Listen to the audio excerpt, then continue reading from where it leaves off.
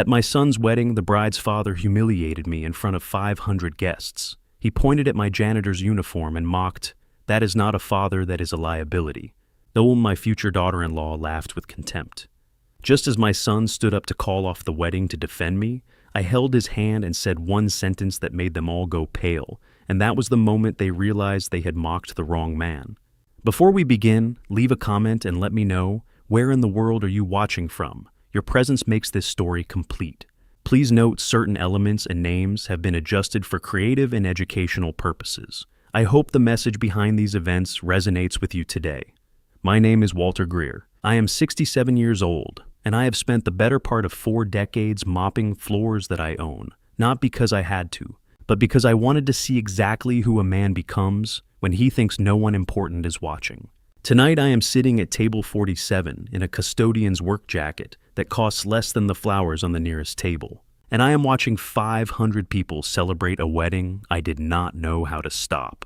The Grand Atrium Ballroom on the Magnificent Mile is the kind of room that makes you feel the weight of what you are not. Crystal chandeliers hang 40 feet above the floor, throwing light across 500 faces, arranged in careful social hierarchies. The closer to the stage, the more you matter, apparently. Table 47 sits beside the kitchen service doors, close enough that I can smell the white truffle reduction and the stress sweat of catering staff who have been on their feet since 4 in the afternoon.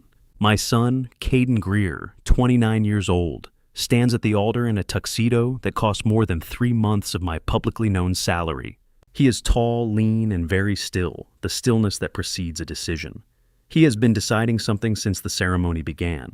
I have not interrupted that process. Aubrey Voss is at the far end of the room in $45,000 of ivory silk the wedding program calls architectural. I call it a performance because I have learned over the 14 months of this engagement that everything Aubrey does is a performance, warmth, laughter, tenderness, all of it executed with the precision of someone who has studied the effect she intends to create. Her mother, Lenora Voss, sits at the head table in enough diamond jewelry to fund a year of college tuition, smiling with a mouth that has spent 30 years practicing the expression. The smile no longer reaches her eyes. I am not sure it ever did. The table had no centerpiece, no Chiavari chairs, just standard ballroom issue with slightly creased linen, no name card. The wedding coordinator, unable to meet my eyes, explained the seating had been arranged by the bride's family. I thanked her. She seemed surprised. Dorian Voss, 57, built like a man who has spent his life believing his physical size entitles him to take up space in every room, rises from the head table at 7:42 p.m. He is wearing a charcoal London suit that I know was paid for with borrowed money because I'd tracked the lender myself. He picks up a microphone, and the ballroom's ambient string quartet reduces to silence with the efficiency of professionals who understand that the man with the microphone has decided this is his moment. Dorian is good at deciding things are his moment. He begins walking, not toward the stage, not toward the bar, toward table 47. 500 feet of polished floor, and he walks every inch of it with the deliberate pace of a man who wants the room to watch him arrive. Have you ever watched a man cross a room to humiliate you and recognized in that same moment that the most powerful thing you could do was absolutely nothing? My palms pressed the linen. I kept my face still. I let him come. He raised his glass. Some men build empires, he announced. Some men, and here he paused. The practiced pause of a man who has rehearsed this, are the reason their sons spend their lives apologizing for where they came from. He pointed at me. To the Greer family, may Caden finally have the chance to become the man his father never could. 500 people were very quiet. I did not move. I did not blink. I was already counting the cost of every word he was spending. Aubrey laughed. Not a polite laugh, not a nervous laugh. A real one. The laugh of a woman who has never once had to consider what it costs to find something funny at someone else's expense. Her diamond ring caught the chandelier light and threw a small star across the ceiling above table 47. Dorian raised his glass higher. The 500 people, recognizing their cue they were supposed to participate in, began to applaud. I let them finish. The bitter residue of the parking garage coffee was still on my tongue. Champagne filled every glass in the room except mine. Caden at the altar had gone very still, in a way that was different from his earlier stillness, the kind of stillness that precedes a decision that cannot be undone. My fingertips rested against the card in my breast pocket, the one no building custodian in the history of this city has ever carried. The stiff collar of the work jacket pressed against my neck. I did not adjust it. 500 people were applauding a man. 9 minutes. That was how long my son sat with his hands flat on the table and his jaw set and his whole body the particular stillness of a man who is making a decision he will not unmake. I had already made mine. I sat at table 47 and watched him arrive at his, and I did not rush him. Some decisions need their full 9 minutes. The applause had settled into the hum of a room trying to return to normal after something abnormal has occurred. Waitstaff moved between tables with the practiced invisibility of professionals doing their jobs inside someone else's crisis. Dorian had returned to the head table, accepting congratulations with the ease of a man who has confused cruelty for wit so many times that the distinction no longer registers. Lenora had rearranged her smile. Aubrey had turned away from the room and was speaking to someone near the floral arrangement. At the stage turned away, I noted from Caden. Then my son's chair scraped the ballroom floor. One sound, deliberate. Not the accidental scrape of someone shifting weight, but the full intentional drag of a chair pushed back by a man who has decided to stand up. Every head in the room turned. 500 people trained by the evening's choreography to look wherever the next significant thing was happening, all turned at once. I did not turn. I knew his destination. There is a kind of silence that happens in a large room when something real occurs, not the polite silence of ceremony, but the collective recognition of 500 people witnessing something that cannot be undone. That silence arrived as Caden walked from the head table to the center microphone. He did not hurry. He did not look at Dorian. He did not look at Aubrey. He walked the way I have watched him walk into every difficult room since he was 12 years old, like the room belonged to him, and he had simply arrived late. He adjusted the microphone downward. The brief feedback tone cut through the quiet. He cleared his throat once, which was the only sign of anything that was not absolute composure, and then he spoke. His father had worked double shifts for 18 years so he could go to architecture school. His father had worn the same boots for 6 winters so he could have new ones. He said he was standing here in a tuxedo that cost more than 3 months of his father's publicly known salary, and he wanted the room to understand exactly where that tuxedo came from before he said what he was about to say. When a 29-year-old tells the truth in a room that has spent 3 years rewarding comfortable lies, the silence is absolute. It sounds like the absence of everything that was filling the room before. The music had stopped earlier. Now the conversation stopped. The champagne glasses stopped being lifted. Even the kitchen noise behind the service door seemed to reduce itself, as if the building understood that something was happening that required full attention. Caden said any man who calls that a burden is not someone worth marrying into. He did not shout. He did not cry.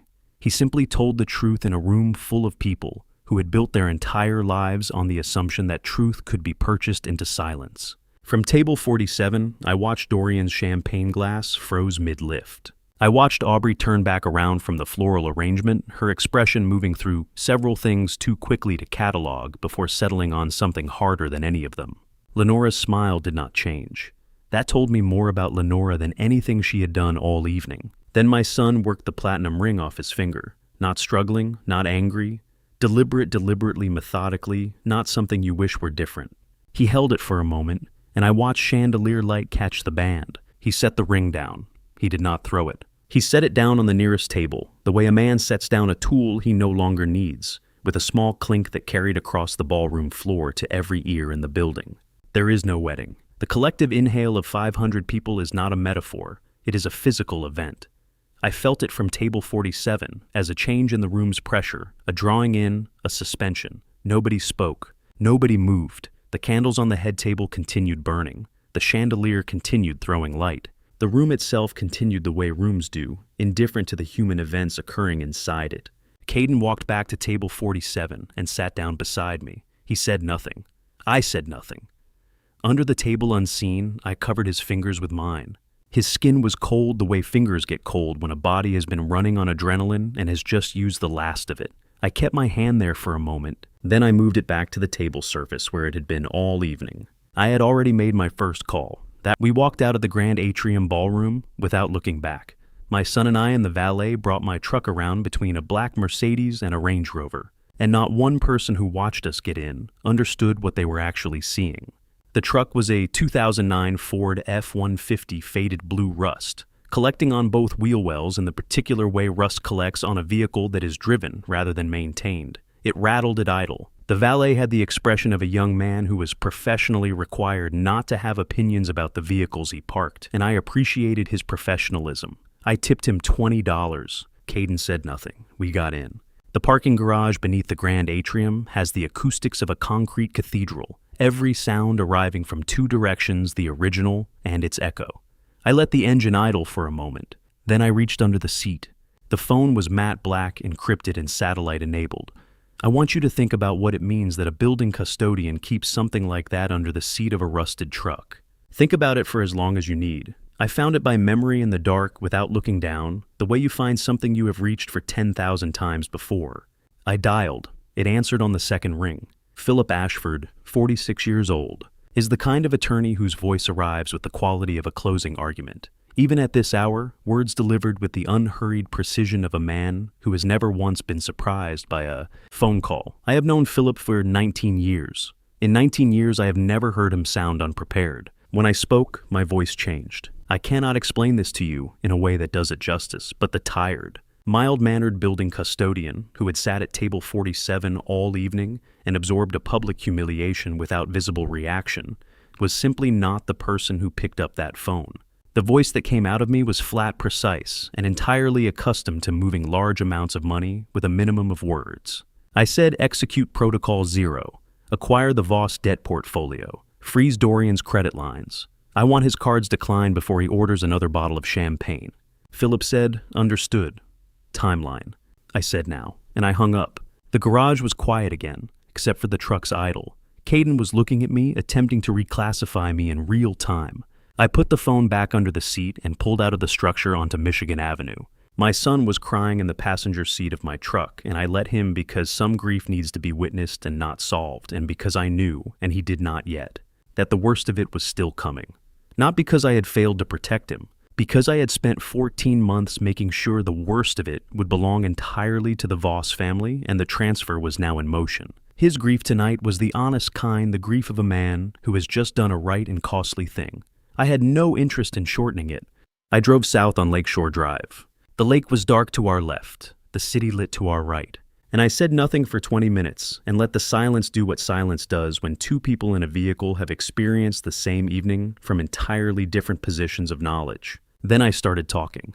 Not about the phone, not about Protocol 0, which was not a name I was going to introduce tonight. I talked about the basketball championship, the one Caden won when he was 10 years old. The game I attended instead of closing a $50 million deal. I had been on the phone in the parking lot of his school, deciding which one mattered more. He never knew. I told him now, let me tell you something about the stories a father keeps. Not the ones he tells his children, the ones he keeps for himself in the dark, for the nights when the gap between who he appears to be and who he actually is feels too wide to hold alone. I had a lot of those stories. I had been keeping them for 44 years. The basketball game was the easiest one to start with. I told him what I told him when he was 15 at the kitchen table in Bronzeville, when he asked me why I mopped floors for a living. I said, a man who has money spends it to show people who he is. A man who has character does not need to show anyone anything. He had nodded then, the way a 15-year-old nods when an adult says something that sounds important, but has not yet arrived as true in his own experience. I wondered driving south whether it had arrived yet. At some point quietly, with the specific exhaustion of a man who has run out of the energy required to hold a question inside, he said, "Who is Philip Ashford? That's all they need to know. We'll talk tomorrow." He accepted that. He looked out the passenger window at the lake, at the skyline, at the city moving past us in its ordinary nighttime motion. To the north, they did not knock. I want you to understand that they did not knock, because knocking is something you do at the door of a person whose time you respect. And they had made their position on that question perfectly clear the night before. At 7:08 on a Tuesday morning, my front door simply opened, the way doors open when the people on the other side of them have never once been told that the world does not belong to them. Dorian Voss came in first. He was still in the tuxedo from the night before, which was now wrinkled in the way, expensive fabric wrinkles. After a long night, the jacket creased across both shoulders, the shirt untucked on one side. He smelled of scotch that had cost more per glass than my kitchen table had cost entire. Behind him came Lenora, still in diamonds and cashmere at 7 in the morning, which revealed the kind of woman who plans a 7 a.m. intimidation visit and takes 20 minutes to put on her jewelry first. Aubrey came last, her ivory dress gray at the hem from wherever the night had taken her, and she positioned herself near the door without speaking. The way a person positions themselves near a door when they are there to observe, not participate. She made a complete circuit of the living room, with her eyes the worn rug, the old television, the bookshelf with the missing shelf bracket I had been meaning to fix for 2 years, and each object received a fraction of a second of her attention, just long enough to register its inadequacy and move on. It was the most efficient contempt I had ever witnessed. I had to give her that.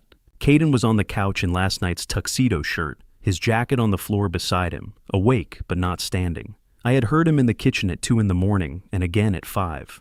He had not slept. He was watching the Voss family move through our living room with the stillness of a man who is deciding whether to become the story's next event. I needed him not to be. Not yet. Dorian demanded coffee. I made it. I poured 1 cup and handed it to Lenora because she was nearest, and she took it with 2 fingers at the handle, barely touching the handle. She examined the mug, then me. Then she tipped it against my chest deliberately with the precision of a woman who had spent 54 years learning how to hurt people in ways that look like accidents. The coffee was still hot enough to matter. I felt it go through the flannel, immediately the heat spreading across my sternum, the skin registering a burn that would leave a mark. Oops. 2 syllables, flat as concrete. The voice of a woman who has said the word in that tone many times before, and has never once experienced a consequence for it. I reached into my pocket and produced the rag I keep there for exactly the kind of work I actually do, and I pressed it against my chest, and I looked at Dorian Voss. State your business. I did not look at Lenora. Looking at Lenora would have meant she had done something worth looking at her for. I looked at Dorian because Dorian was the one with something to say, and because looking past Lenora as though she were furniture was the only response that cost her anything. And costing her something was the only currency I was willing to spend in that kitchen this morning. The most dangerous thing in that kitchen wasn't the coffee. It was the man who hadn't moved. Every second I stay calm is a second they believe they have already won. I have known this since I was 23 years old, and I learned it from a man who cleaned office buildings for 32 years and never once let anyone see him flinch. Let them believe it. 44 years of believing that a still man is a defeated man, and 44 years of being wrong about it in ways they would only understand when the invoice arrived, not the one Dorian was carrying, but the one I was already preparing. The burn across my chest was not a wound. It was a receipt. Lenora had just handed me something I could use in every room I intended to take from her, and she had done it because she believed I was the kind of man who would simply absorb it and say nothing. She was right about the invoice was 3 pages long, itemized to the decimal point, and included a line at the bottom labeled emotional damages set at $75,000, as though grief were a catering surcharge. I read every line. Venue rental $42,000, catering $68,000, florist $11,400, band $9,000, videographer $6,200. Security, $4,000. And then below the subtotal, in the same clean corporate font as everything else, emotional damages, $75,000. I turned to page 3. The total was $300,000 due in 14 days, with the name of a law firm in the footer I recognized, because I own the building they practice in. I set the invoice down on the table. My eyes found Dorian's face across the kitchen. $300,000 in 14 days. Or he would file suit blacklist Caden from every architecture firm in the state of Illinois, and make sure that whatever years I had left were spent explaining to every landlord in the city why my son's application kept coming back, rejected. The words arrived in a single continuous stream, the kind of threat a man delivers when he has rehearsed it alone and believes the rehearsal has made it inevitable. Let me tell you what $300,000 looks like when it is itemized across 3 pages by a man who does not have it. It looks exactly like desperation wearing a custom suit and calling itself confidence. I recognized the law firm's name in the footer, not because they were formidable, but because their rent was 11 days past due, and I had not yet decided whether to file the notice. I noted this. I offered no comment. Dorian was still talking. The $60,000 the ring, the dinners, the deposits on the apartment Caden and Aubrey had planned to move into. Caden was already underwater, he explained, and I should not make it worse. His voice carried the practiced reasonableness of a man who believes he is explaining basic arithmetic to someone who struggles with numbers. I kept my face level. A man who tracks your son's credit card statements for 2 years has already shown you what he thinks the marriage is for. The revelation isn't the tracking, it's that he believed he could say it out loud and face no consequences. The engagement was never a romance. It was a financial acquisition. Caden's income, Caden's professional standing, Caden's debt load carefully managed to keep him dependent and compliant. I had suspected this since the 14th month. Hearing Dorian articulate it aloud in my kitchen between the fruit bowl and the coffee I was still wearing on my chest did not surprise me. What it did was move something from the column of suspicion into the column of confirmed fact. I maintain a very orderly set of columns. I will need to think about it. Dorian laughed. Standing in my kitchen in the tuxedo he had slept in, having burned my chest with my own coffee 20 minutes earlier, he laughed. His head tilted back, and the laugh was too large for the room, designed for a bigger audience, the laugh of a man who believed he had just closed the most important meeting of his morning. Take your time, old man. 14 days. Give Caden his regards. The words arrived with the casual authority of someone who has never been told no by a person he has already decided does not matter. Caden, through the kitchen doorway, was still on the couch. I could see his hands on his knees from where I stood. His face was reading the invoice number off mine, which meant he was reading nothing because I was giving him nothing to read. This was its own kind of cruelty, I understood. Asking my son to sit still in the middle of a scene designed to humiliate his father, to trust that stillness was the correct response. I was asking him to trust me with information he did not yet have. He was doing it. I noted that also. Dorian tucked the second copy of the invoice back into the envelope with the satisfaction of a man who has completed a task. Lenora, time to go. She moved to the door with the unhurried ease of a woman who believes she has just watched a lesser person be properly reduced. Aubrey followed without having spoken a word, the entire visit which I found more interesting than anything Dorian had delivered. A woman who does not speak when her father is delivering threats is either in complete agreement or in complete disagreement, and nothing in Aubrey's history suggested disagreement. I watched them walk to their car from the kitchen window. Dorian's stride to the vehicle carried the body language of a man who has just concluded a successful business meeting. He did not glance back at the house. He had no reason to. He believed he had left a frightened old janitor standing in a flannel shirt with a burn on his chest and a $300,000 problem he could not solve. He was right about the flannel shirt. The car pulled out of Calumet Avenue and turned north and disappeared. I stood at the window for a moment after it was gone, not out of sentiment, but because I wanted to be certain it had actually left and was not circling the block. Then I turned back to the kitchen. I braced against the table and moved it aside. The linoleum rug beneath it was worn at the center where 44 years of... There is a specific moment I have thought about it many times since, when my son stood at the top of those stairs and looked down into the room where I had kept my real life for 44 years, and I watched him make the choice to follow me into it. I was already on the first step. I did not look back. I said, "Come on." That was all I said. Some invitations do not require elaboration. He followed. The staircase descended 14 steps from kitchen floor to poured concrete, and the transition was total worn linoleum, giving way to a floor I had poured myself in 1987. The warm domestic smell of the house above, replaced immediately by filtered air, and the particular metallic warmth of active electronics running at capacity. Caden's hand trailed the wall as he came down, and I heard it move from the rough plaster of the house's original construction to the smooth concrete of something that had been installed with entirely different intentions. At the bottom, he stopped. He said, "Dad, what is this?" "It's where I actually work." The room beneath my kitchen was everything the house above it was, not which was, I suppose, the point. A man's secrets do not resemble him. They are what he actually is stripped of everything he chose to show the world. I had chosen to show the world a janitor. What I had kept down here was the reason.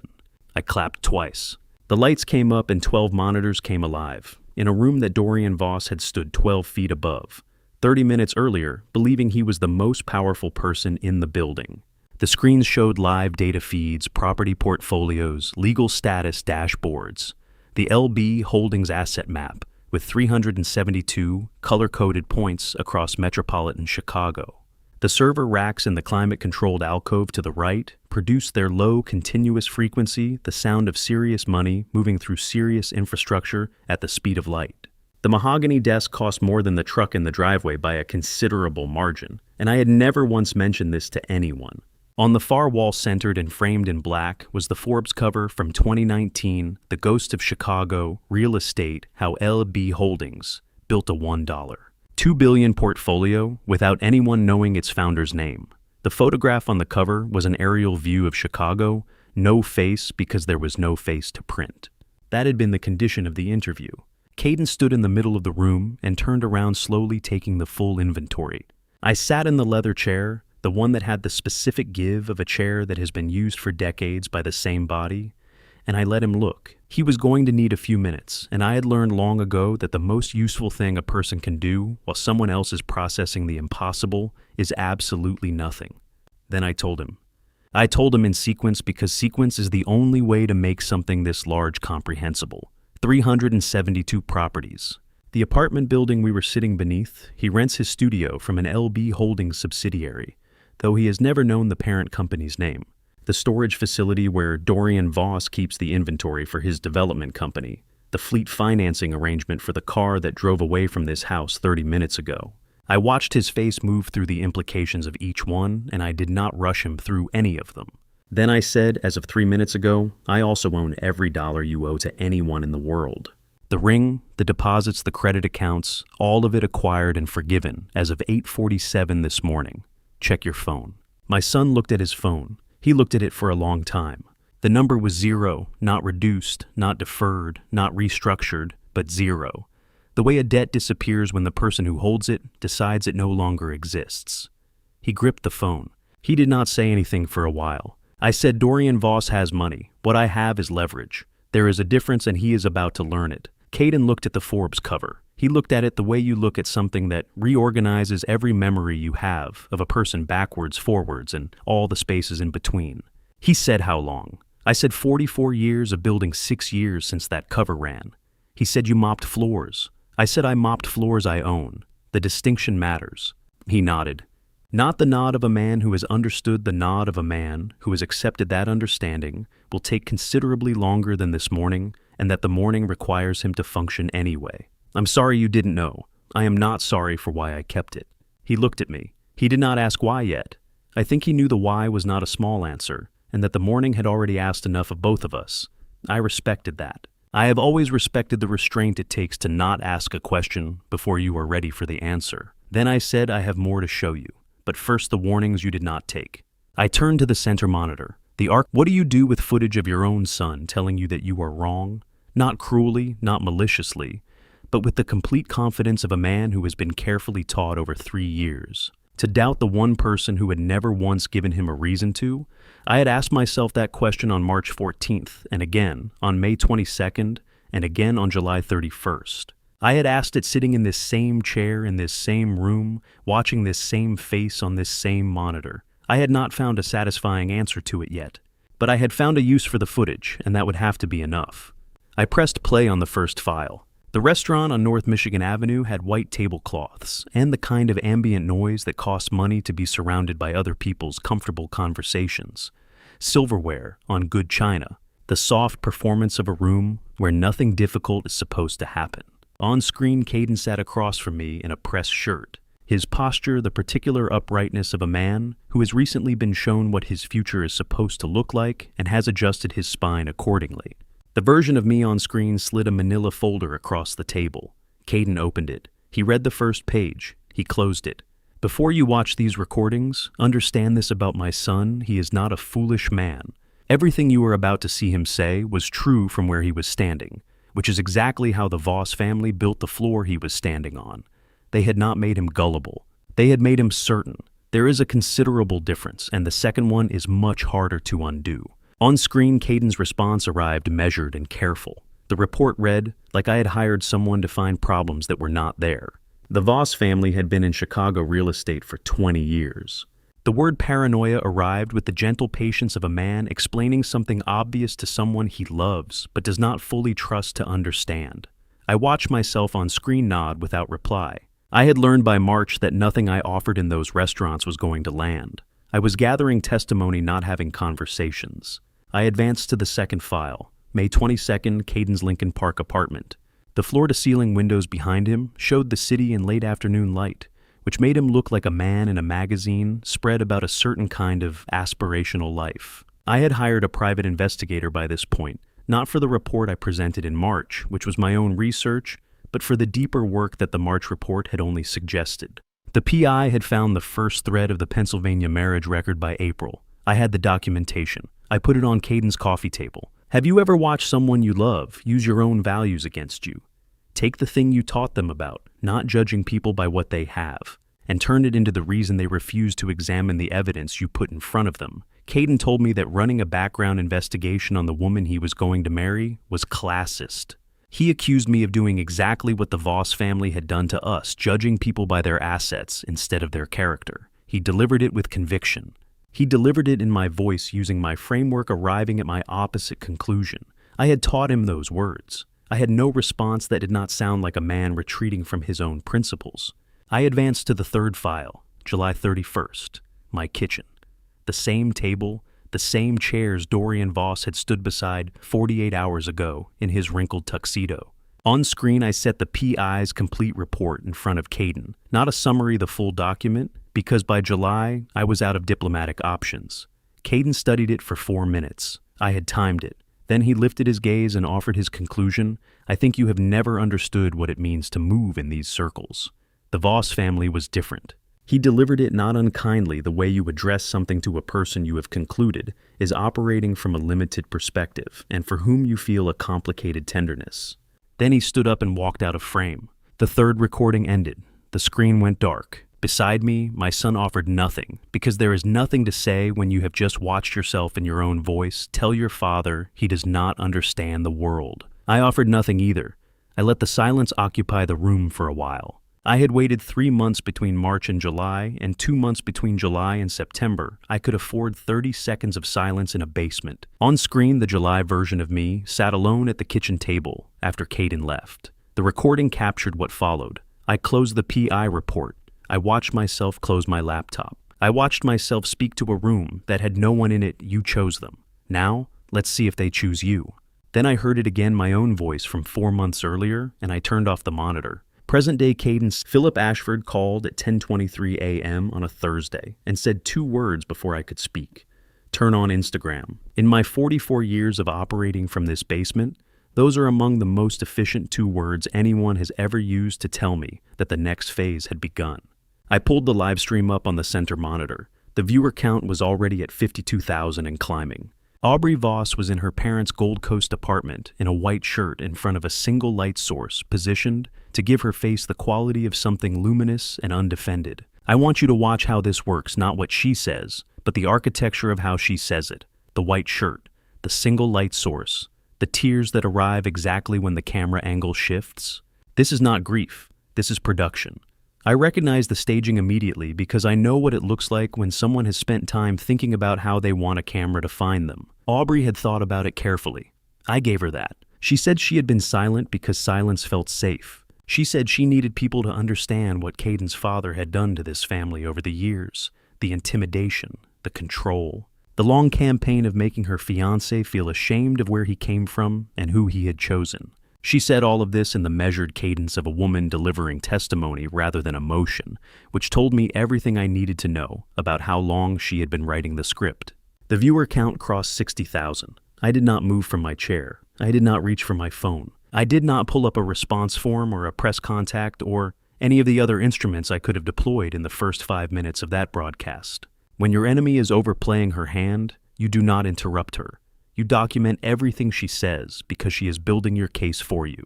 On a secondary monitor, I could see Philip Ashford's defamation documentation memo already populating timestamps, screenshots, viewer counts, direct transcription of each claim as she made it. Philip works efficiently. It is why I have retained him for 19 years. 17 minutes into the stream, a door opened in the background of Aubrey's frame. And then my son walked into the frame. He had no idea she was live. He had no idea that everything he said in the next 45 seconds would be screenshot captioned and shared 11,000 times before noon. He was still in yesterday's clothes phone to his ear, phone pressed to his ear. I just need some space from a really toxic situation right now. I'm stepping away. He did not see the ring light. He did not see the camera. He walked through the background of the frame, the way you walk through any room in a building you believe is private, and then he was gone. And Aubrey, who had not broken her expression once, let the camera hold on the doorway he had just walked through, and she nodded once slowly, as if his words had confirmed something she was too gracious to say herself. The viewer count passed 68,000. Caden came downstairs 40 minutes later. He sat across the desk from me, and his phone rang, and he answered it. And I watched his face move through the call, the way a face moves when it is receiving information it did not expect and cannot immediately process.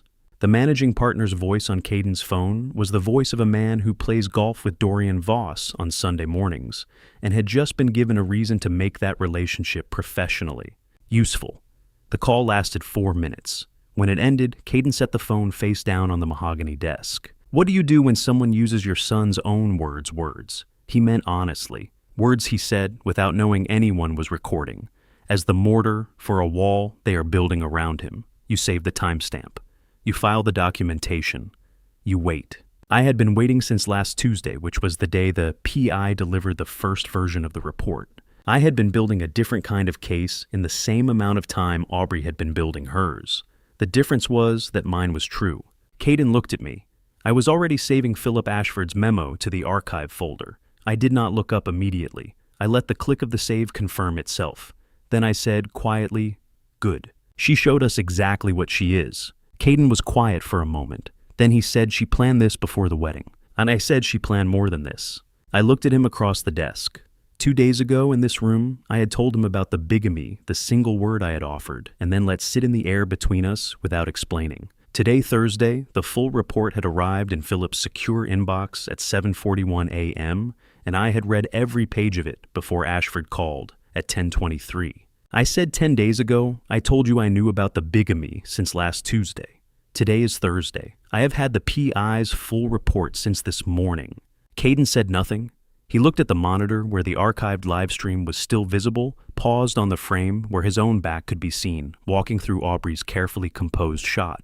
He looked at it the way you look. The file had 3 sections.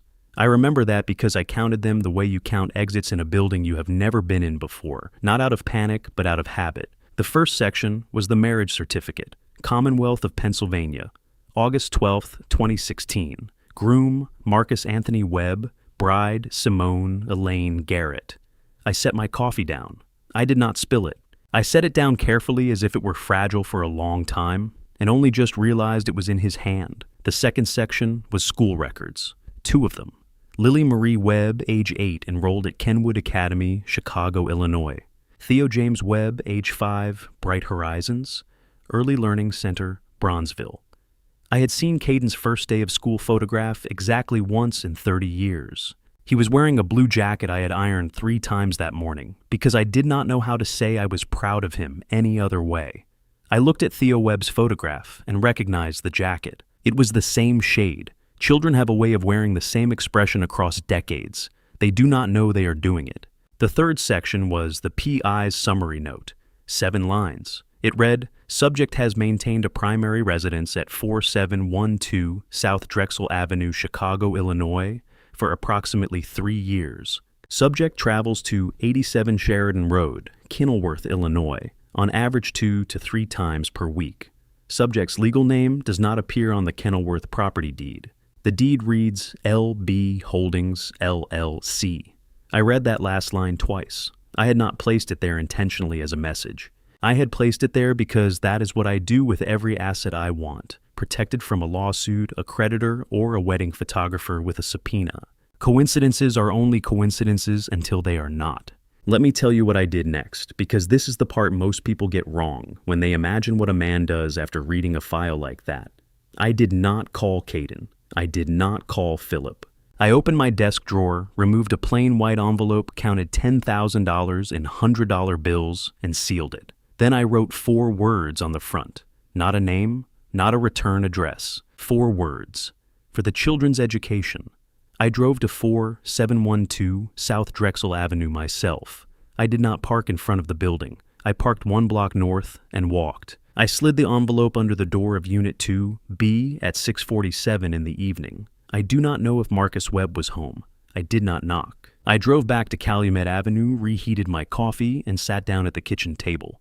I have been asked in the years since why I sent the money before I knew what I was going to do about any of it. The honest answer is that the children had not done anything wrong. The second honest answer is that I have been the child in that kind of photograph. I know what it looks like when someone's father makes a decision that takes the jacket off your back. I was not willing to be that mechanism even at one remove. Here is the thing about information. It does not demand action, it only demands honesty. You can sit with a file for as long as you need, provided you are honest with yourself about what you are sitting with. I was sitting with evidence that my son's new wife had a legal husband and 2 children in the same city. I was sitting with the knowledge that the property those children's father visited twice a week was registered to my company. I was sitting with a $10,000 envelope I had just delivered in the dark. None of that required me to move faster than I was ready to move. On the morning of September 4th, 2024, Philip Ashford called and said the words I had been waiting for. He said the Alinea reservation is confirmed. I said what time. He said 8 o'clock. I said who made it. He said Dorian Voss made it under his own name for a party of 4.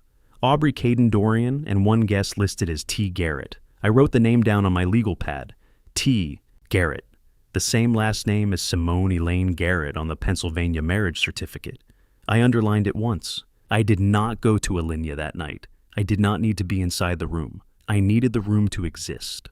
I needed Caden to be in it, with those 3 people ordering food he could not afford, on a card attached to an account I had been watching for 11 months. In a restaurant with a fixed tasting menu that required a prepaid reservation, which meant there was a digital record of every name associated with that table before the first course arrived. Documentation is not revenge. Documentation is geometry. You are simply recording where every line ends. Philip sent me the photograph at 9:52 p.m., one image. Caden Dorian Aubrey, and a man I did not recognize but whose jaw carried the same angle as Theo Webb's school photograph. The man was laughing. Caden was looking at his phone. I saved the photograph to the same encrypted folder as the PI report, the bigamy certificate, and the school records. Then I closed the laptop. The folder had a name. I had named it through the transmitter in my son's lapel. I heard Dorian Voss describe my son's decision to cancel his own wedding as a documented stress-related mental health episode, and I will tell you honestly that the hardest thing I did that entire evening was not signal Glenn until I had heard every word of it. I was sitting at the service station table 15 feet from the Voss alcove in a chauffeur's jacket I had borrowed from a man named Raymond, who was 5 inches shorter than me and did not mind. The jacket pulled across my shoulders. The tap water in front of me was untouched. I had been at that table for 40 minutes listening through a single earpiece when Dorian slid the press release across the white tablecloth toward Caden. I could not see the document. I did not need to. I had read the draft 3 days earlier because Philip Ashford had subpoenaed the Voss family's communications attorney the week before, and the attorney, faced with a discovery request of unusual precision, had made a decision that attorneys make when they realize the person filing the request already knows the answer. Dorian's voice in my ear was smooth and reasonable. He said, "Sign the release, say you were under pressure, that the mental health challenges were real, that the cancellation was mutual." He said, "This goes away." He said, "Your career goes back to normal." He said, "Be a good son and let the adults handle this." I counted the seconds between each sentence. I have done that for 44 years, counted the seconds in other people's silences, because the space between what a man says and what he says next is where the truth lives. I want you to understand what it took to sit at that table with tap water and a chauffeur's cap, and listen to a man describe my son's moral courage as a mental health episode and do nothing except wait for the right moment to nod at Glenn. Glenn is the Alinea floor manager, a man who has worked the restaurant for 11 years without knowing that the building's land deed carries my name. And when I nodded at him from the service station table, he moved with the efficiency of a man who has been waiting for a reason to be useful. Within 4 minutes, a sommelier was moving through the dining room with bottles of vintage Burgundy, table by table, methodical quiet. The way good service always looks inevitable rather than arranged. The Voss alcove received nothing. What the Voss alcove received was their bill $22,400 on a silver tray, and beneath the bill, a linen napkin on which I had written 4 words before I sat down. "Enjoy your last supper." I did not watch Dorian's face when he read it. I was watching Caden. Through the transmitter, I heard Caden's response to the press release. He paused for exactly the length of time I would have paused. Then he said, "I'll need to think about it." Those 6 words. I had said those 6 words to Dorian 2 weeks earlier, standing in my own kitchen with a burn on my chest and a $300,000 invoice on my table. Caden did not know I had said them. He arrived at them on his own by some convergence of temperament and inheritance that I have spent 30 years failing to take credit for. Dorian did not catch the echo. He never does. Lenora Voss saw the card. I watched her eyes move from the bill to my hands, and then go very still, the way a person goes still when they have just understood something they cannot yet afford to say out loud. The black anodized titanium catches light differently from across a room. She had seen that card before I suspected. Not in my hand, in another context entirely. I tucked it back into my jacket pocket, folded the chauffeur's cap under my arm, and walked out.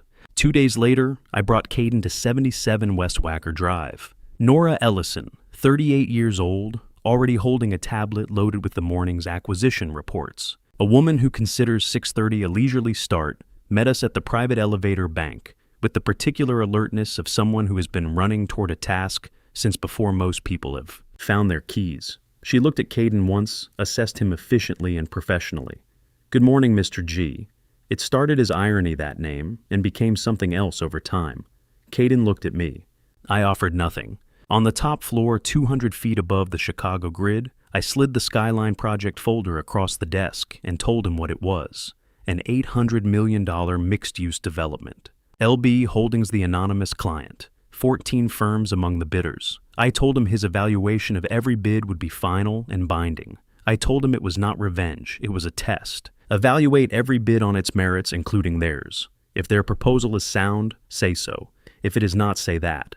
What does it feel like to hand your son a folder containing $800 million worth of decisions and watch him find the flaw in your enemy's blueprint in under 5 minutes? I will tell you exactly what it feels like. It feels like 44 years of keeping a secret finally beginning to make sense.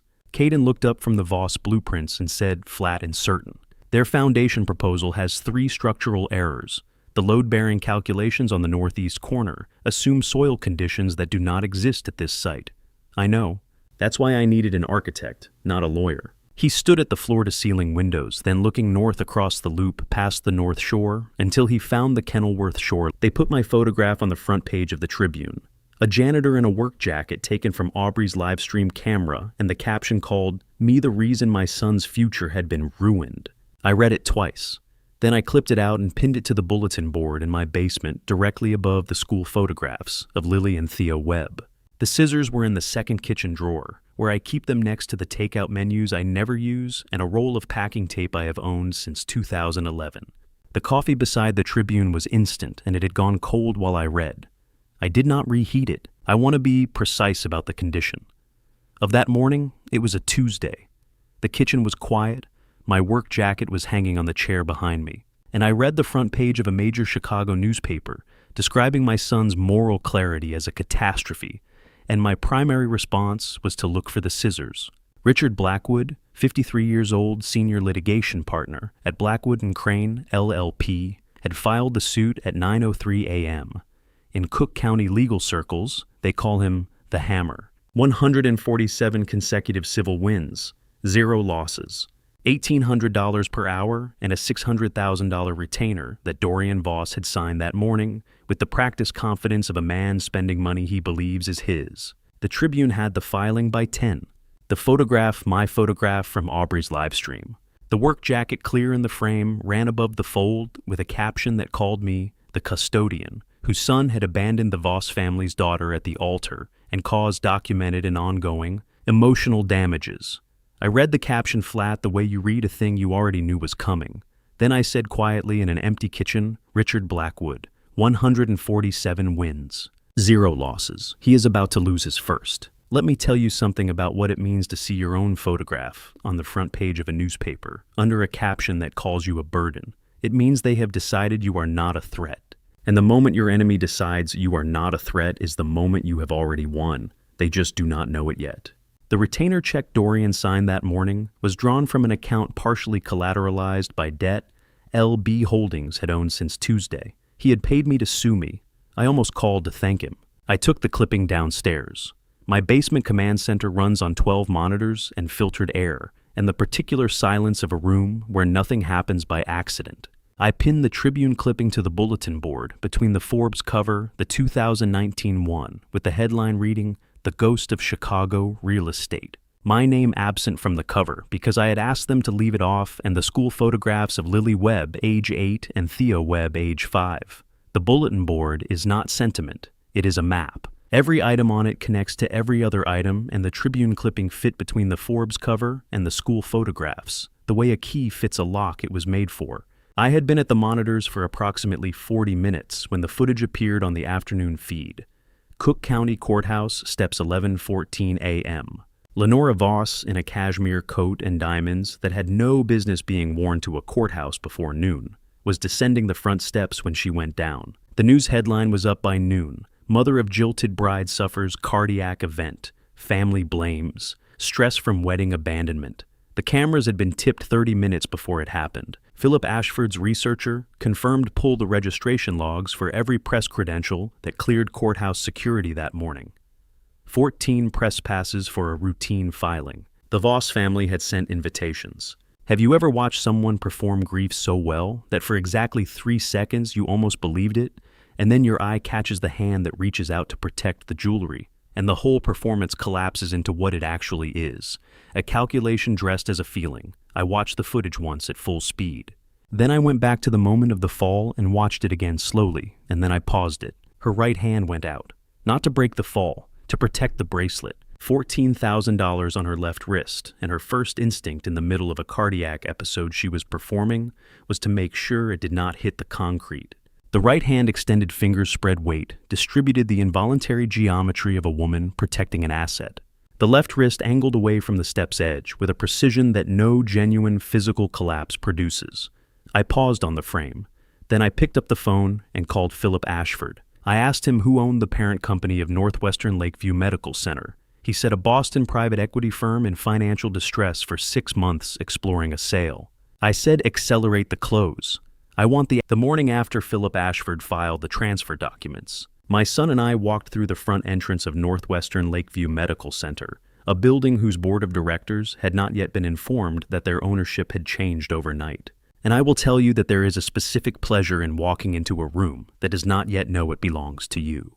The lobby was what Gold Coast medical money looks like when it is trying not to look like money. White marble floors, orchids in the entrance alcoves changed every Tuesday. A donor recognition screen on the far wall cycling through names and gift amounts in a tasteful sans serif font. The hush that a building produces when wealth and illness have agreed to pretend they are the same thing. My work jacket did not belong there, according to every visual cue the lobby had been designed to communicate. I have never found that particular communication difficult to ignore. Dr.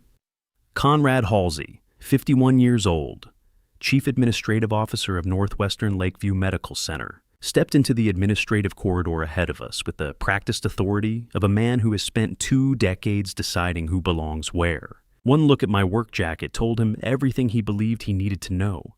He moved to the center of the corridor, squared his posture, and began a sentence with the word "sir" in a tone that has ended the progress of a great many people through a great many corridors. Philip Ashford extended his arm and handed Halsey the tablet before the sentence could finish. Watch what happens when a man discovers his building has a new owner, who belongs in which corridor of his building is handed a tablet, showing that the building itself has a new owner.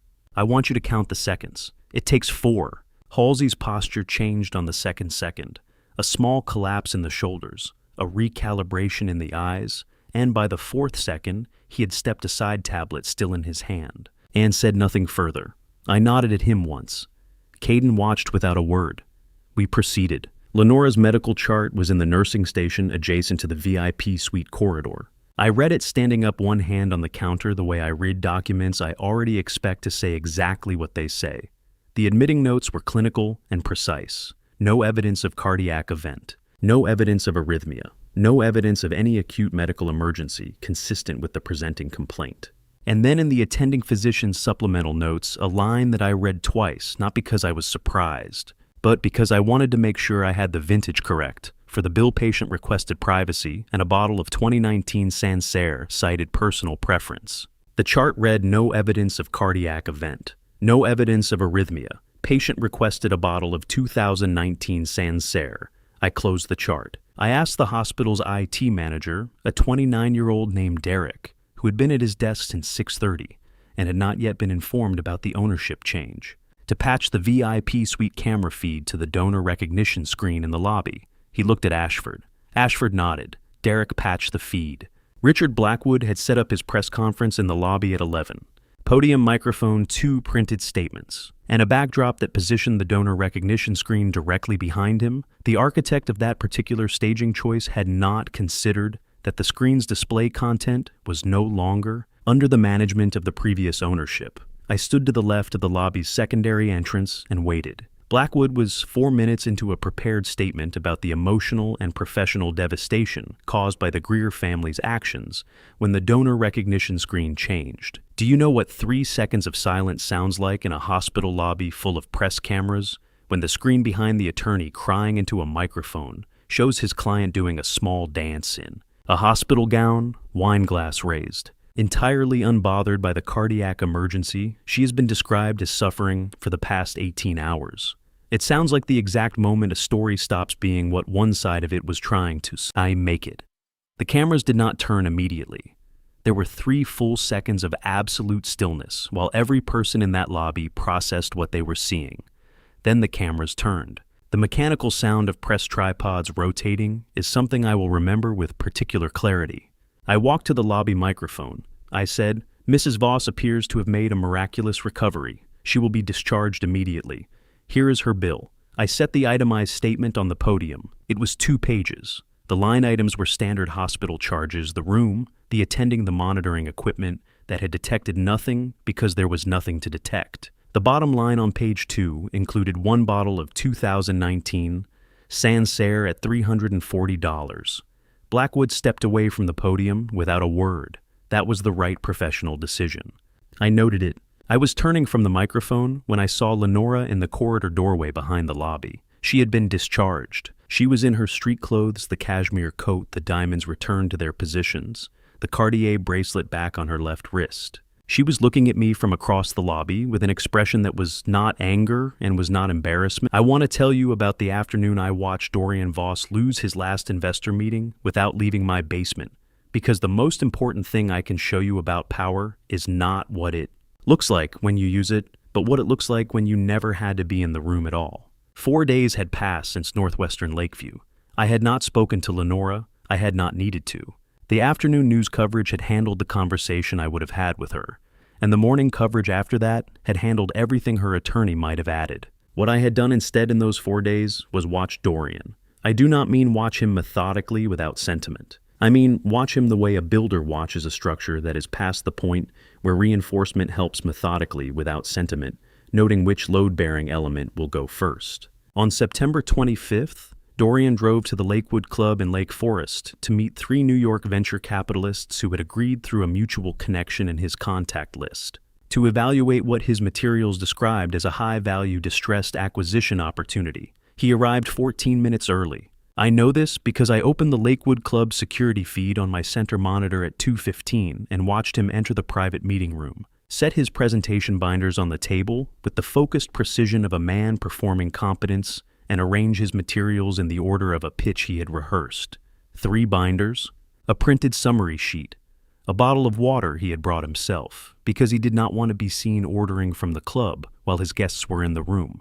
Watching a man pitch investors he no longer has access to is like watching someone knock on the door of a house they sold 3 weeks ago. The confidence is intact. The key still fits the lock in their memory, and the moment of understanding is still coming. I had acquired controlling stakes in 2 of the 3 investors' primary holding companies on September 15th, 10 days before this meeting, 10 days before Dorian had confirmed his attendees, 10 days before Dorian had finalized his binders. The Lakewood Club ambush was not assembled in response to Dorian's scheduling. It was assembled the week Philip Ashford identified who Dorian was going to call when the hospital coverage ran.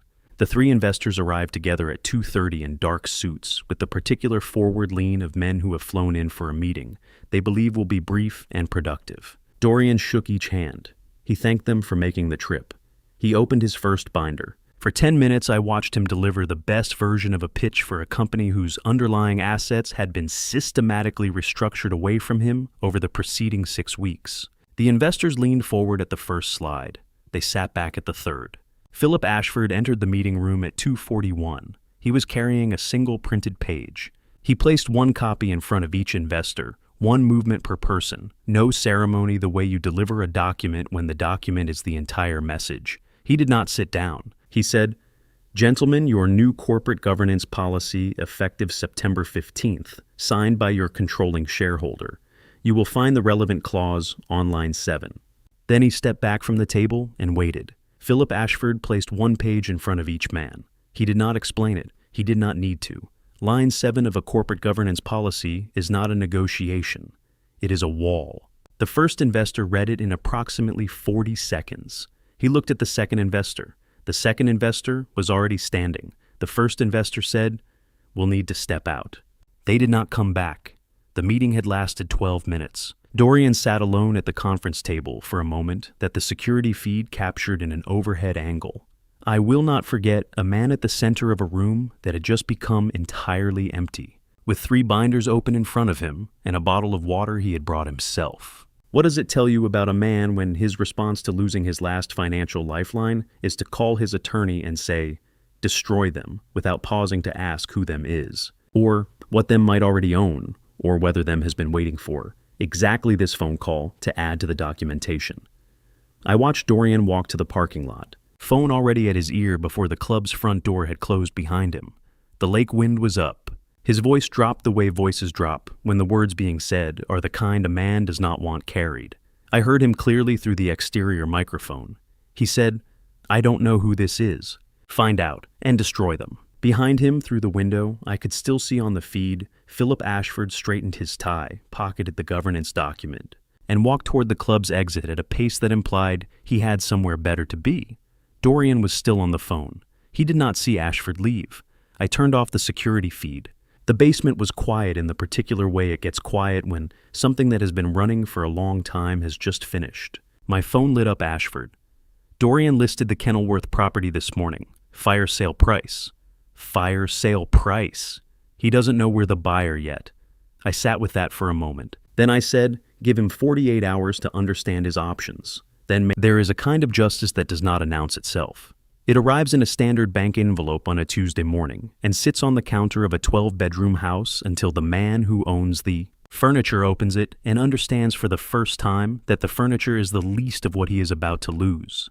The foreclosure notice reached 87 Sheridan Road, Kenilworth, on September 27th. I know the exact morning because Philip Ashford had been tracking the bank's internal processing timeline for 3 weeks, and when the certified envelope cleared the postal route at 7:49 a.m., he sent me a single word delivered. I was at the kitchen table on Calumet Avenue drinking coffee that was actually hot for once, and I read that word the way you read a confirmation for something you ordered a long time ago and nearly forgot was coming. I want you to understand something about the foreclosure notice. It was not the first one.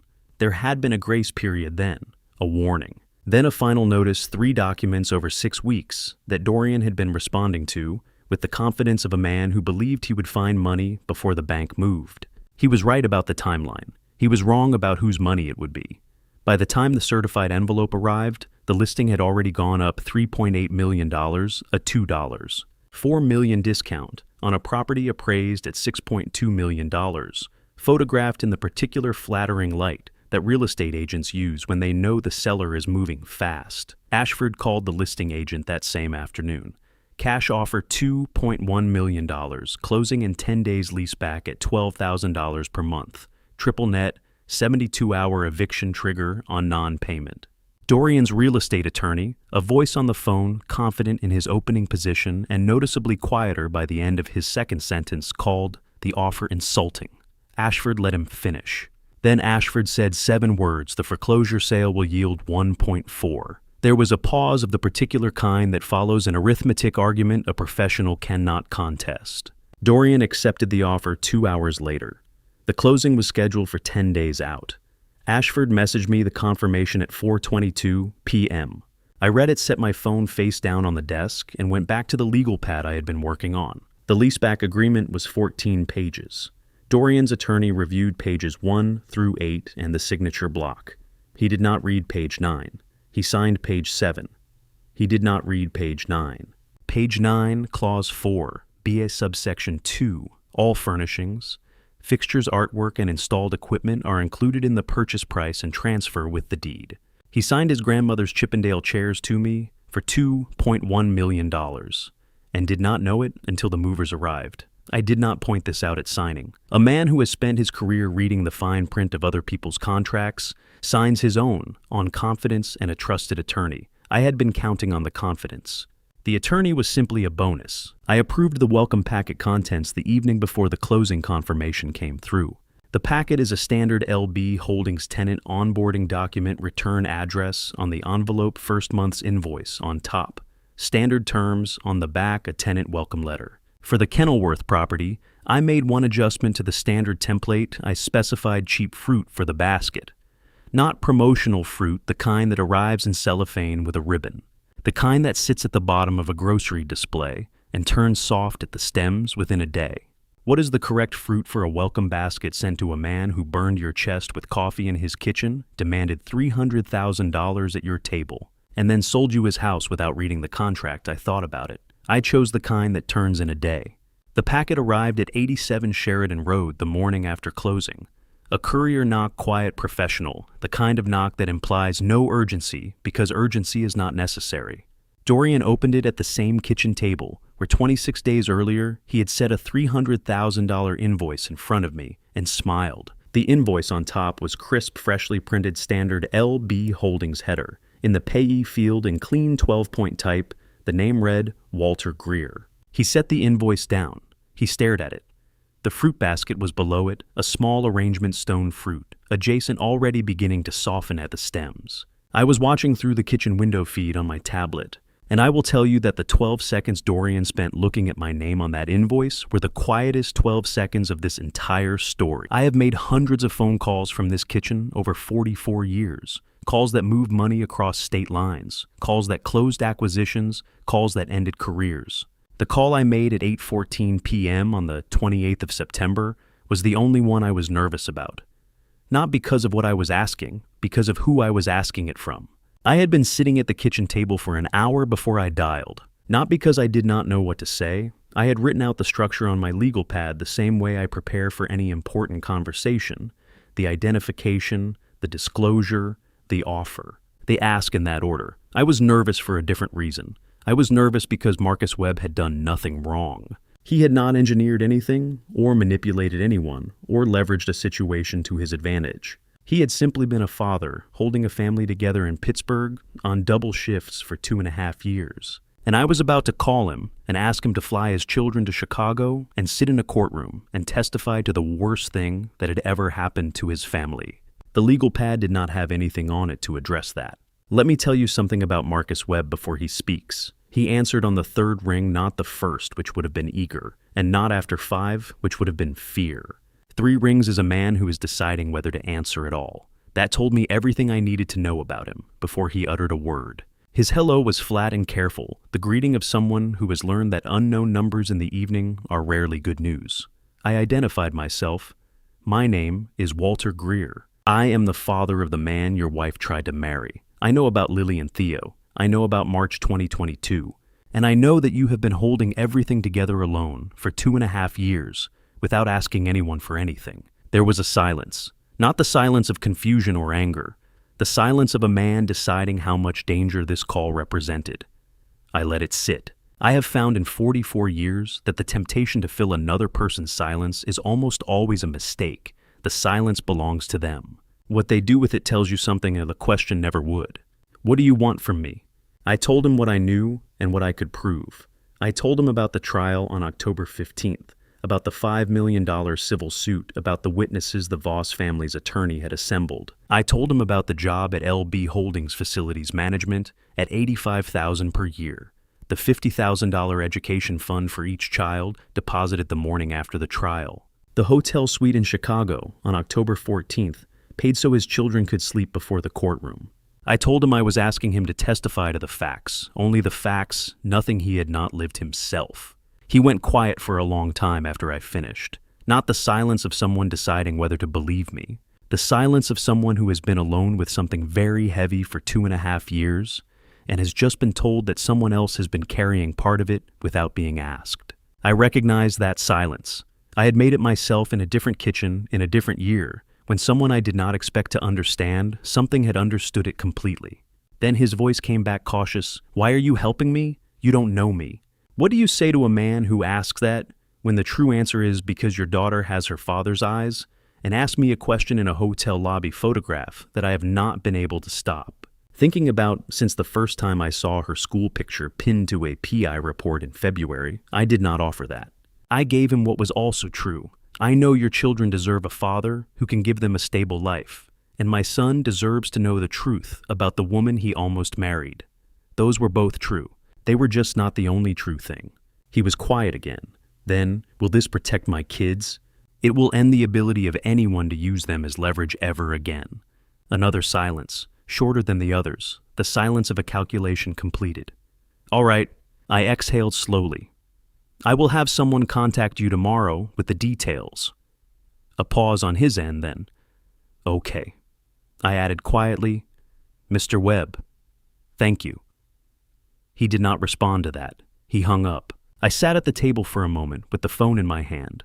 22 minutes, the longest call I had made from this kitchen in years, and neither of us had raised our voices once.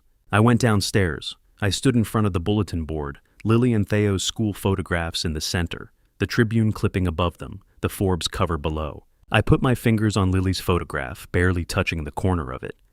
A child in a school photograph does not know she is evidence of anything.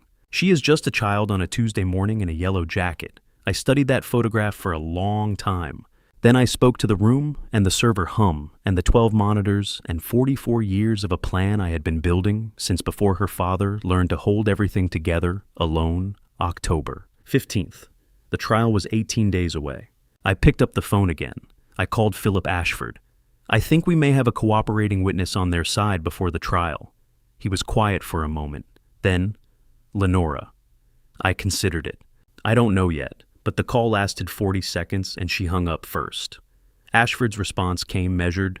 I'll start preparing for both possibilities. I agreed. Yes, do that. I set the phone on the desk. The basement was quiet except for the low frequency of the server racks. I walked into the most expensive law firm in Chicago, wearing a jacket that still smelled like industrial floor cleaner, and I let the receptionist decide what kind of man I was. She was approximately 26 precise in her posture and accustomed to deciding in 4 seconds whether a visitor belonged. I watched her run the calculation, the jacket, the unhurried pace, the absence of a briefcase, and arrive at her conclusion. She asked politely whether I had the correct building. I told her I had an appointment with Richard Blackwood. She asked again in a slightly different way whether I was certain. I told her I was. She made a call. I stood at the reception desk of Blackwood and Crane LLP on the 41st floor of 875 North Michigan Avenue and looked at the view of the lake and thought about the morning in 1987 when I signed the deed on my first property 3 blocks south of where I was standing. Blackwood came out himself. I had expected that. A man with 147 consecutive wins does not send an associate to meet the defendant in a $5 million suit. He comes personally, because the personal appearance is itself a performance of confidence. And confidence has won him as many cases as preparation has. He was in a Navy suit. He moved with the particular economy of someone who has been in expensive rooms long enough to stop performing ease and simply have it. He looked at my jacket once. He did not look at it again. Let me tell you what $1,800 an hour looks like. When it is surprised, it looks exactly like $12 an hour, just in a better suit. He offered me $180,000 to drop all counterclaims. He called it a goodwill gesture. He said it resolved things cleanly for everyone involved. I noted the word everyone, which was doing a great deal of work in that sentence. I let him finish the offer completely. I waited for the silence that followed. Then I said, I appreciate the offer. Judge Miller's courtroom, October 15th. I said it in 11 words, flat final. I picked up my jacket from the chair I had placed it on. I walked to the elevator. Behind me, Blackwood said, That's Mr. Greer. Wait. I pressed the lobby button. The elevator doors closed with a precision click that I found deeply satisfying. The faint metallic taste at the back of my mouth walking out through the brass door onto Michigan Avenue was the same one I had registered the morning I signed my first deed in 1987. I had not identified it then. I identified it now. It is the taste of a decision that cannot be unmade.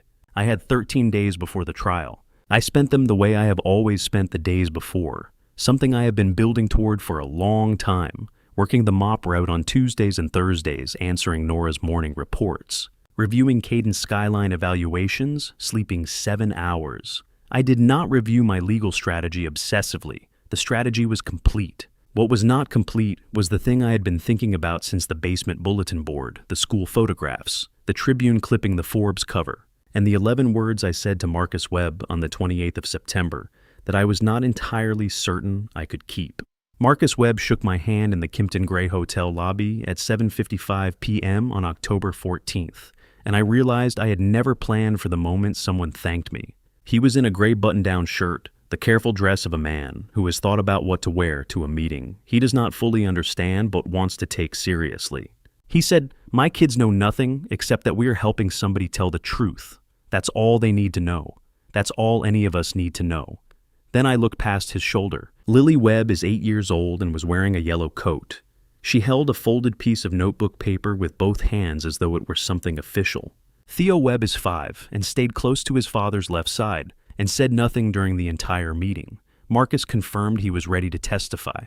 We sat in the bronze-lit lobby for 40 minutes and talked about the logistics of the morning, what time to arrive, where to park, which entrance to use, the way two people discuss practical matters when the emotional weight of the conversation is too large to carry directly. The Kimpton Gray's revolving door brought cold October air through the lobby every few minutes, and I was grateful for it.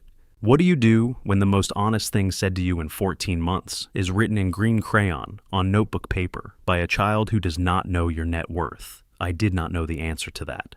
Question at 8:47 p.m. on October 14th. I only knew that when I turned to leave and felt a small tug at my sleeve and looked down at Lily Webb, extending the folded paper toward me with both hands and saying nothing. I took it. I unfolded it under the hotel corridor light. 5 words, green crayon, block letters. I stood under that fluorescent corridor light for 3 seconds, which is not a long time by any ordinary measure, but a legal pad rested on the defendant's table, uncapped one pen, and sat down. No briefcase, no attorney, no paralegal. Richard Blackwood studied me from across the courtroom, the way a man studies something he has already decided is beneath him, and I let him. Judge Margaret Miller is 58 years old, enters without theater, and runs her courtroom with the economy of someone who has heard every performance before. She took her seat at 9:02 a.m., confirmed the case number noted for the record that the defendant was representing himself, and gave Blackwood the floor. He used 12 minutes of it. I have heard a great many opening statements in my life, not from a courtroom chair, but from a basement command center, through transcripts and audio files, and Blackwood's was technically excellent. Structured, emotionally calibrated, built for the press gallery as much as the bench. He called me a bitter, jealous man who would rather burn his son's future than admit he had been left behind. I wrote one sentence on my legal pad. I underlined it twice. I set the pen down. I want you to understand what it costs a man to sit still while someone constructs a lie about him piece by piece in front of his son. The answer is nothing. If the lie is built on a foundation you already own, it costs you nothing to let it be completed. I had written 7 words on the legal pad. The visible fragment, if anyone had leaned close enough, read, "Let them finish building the box." Judge Miller asked if I wished to respond to the opening statement. "No, Your Honor, not yet." The 14 witnesses arrived in sequence. The wedding planner testified about erratic last-minute demands. The florist testified about canceled orders and abrupt communications. 3 Voss family associates testified to my alleged financial manipulation of events preceding the wedding. The financial analyst produced charts. Aubrey Voss testified with the composure of someone who has rehearsed sincerity. Dorian testified with the confidence of a man who has never been seriously cross-examined. Lenora testified last among the family, briefly, carefully, with 2 fewer details than I had expected her to include. After each witness, Judge Miller turned to me. Each time I offered the same 4 words, "No questions, Your Honor." I delivered them 14 times. I watched Blackwood's smirk solidify across the morning and calcify by early afternoon into something he had stopped performing and started believing. I watched Caden in the third row, his hands tightening in his lap. By the fourth witness, by the eighth, his jaw set. By the 12th, his eyes moving between me and the legal pad, with an expression I recognized as the frustration of a son watching his father do something he cannot explain. Do you know what 14 witnesses and 6 hours of testimony sounds like when you have already decided not to argue with any of it? It sounds like a foundation being poured. Each testimony was a layer. Each unchallenged accusation was a brick placed exactly where I needed it placed. The box was being built carefully and expensively by the best civil litigator in Cook County, and I had been waiting for it to be finished since February. At 3:28 p.m., Blackwood's co-counsel leaned toward him and wrote something on her notepad. I was watching from across the courtroom, and I could read the word. It was surrender with a question mark, which told me she was less certain than her client. I did not move. I did not change the position of my hands on the legal pad. I noted the word and offered nothing. Before I tell you what Walter answered next, the one word that rewrites 6 hours of silence, drop your answer in the comments. 1, if you think the silence was surrender. 2, if you think it was a trap, and add 1 sentence explaining how you read him. A quick note: what follows contains recreated courtroom details adapted for storytelling purposes. The lesson is what I hope stays with you. At 3:30 p.m., Judge Miller studied me with the expression of a judge who has given a defendant every procedural opportunity available to him and is now required to move toward resolution. Mr. Greer, do you have any defense to present? Eu estás de sabores. It for bore. I set the pen down. I straightened the legal pad so its left edge aligned with the table's edge, a habit I have had since the first time I signed a contract and wanted my hands to be doing something precise. I stood up. The courtroom produced a sound that was not quite silence and not quite noise, the specific acoustic of 200 people adjusting to something they did not expect.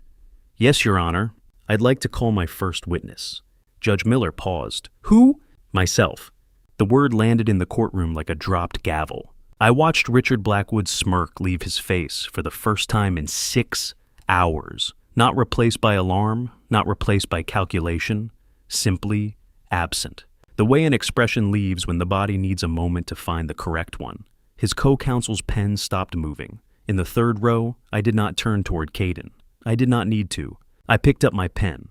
Every person in that courtroom was holding something breath pin phone, the careful arrangement of an assumption that had just become structurally unsound. The walk from the defendant's table to the witness stand is 14 steps. I counted them the night before standing in my kitchen in Bronzeville because I wanted to know exactly how long I had before Richard Blackwood started dismantling me, or thought he did.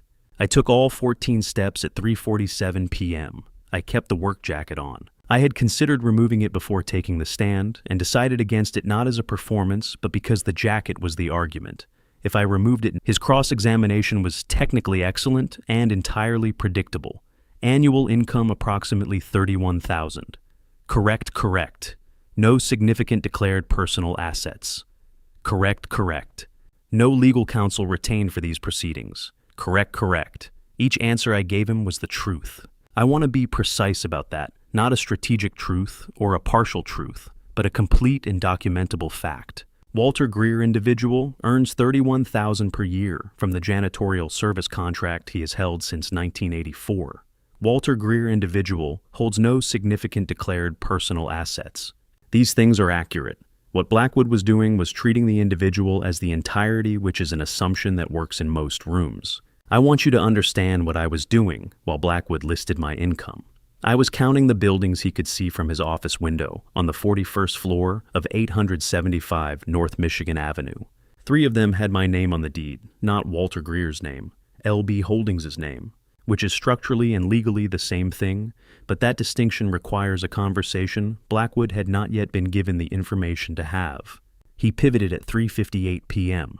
I recognize the pivot because his cadence changed the rhythm of a cross-examination that has been building toward a summary statement, shifts in the final 30 seconds. And I had been listening to Blackwood's rhythm for 6 hours.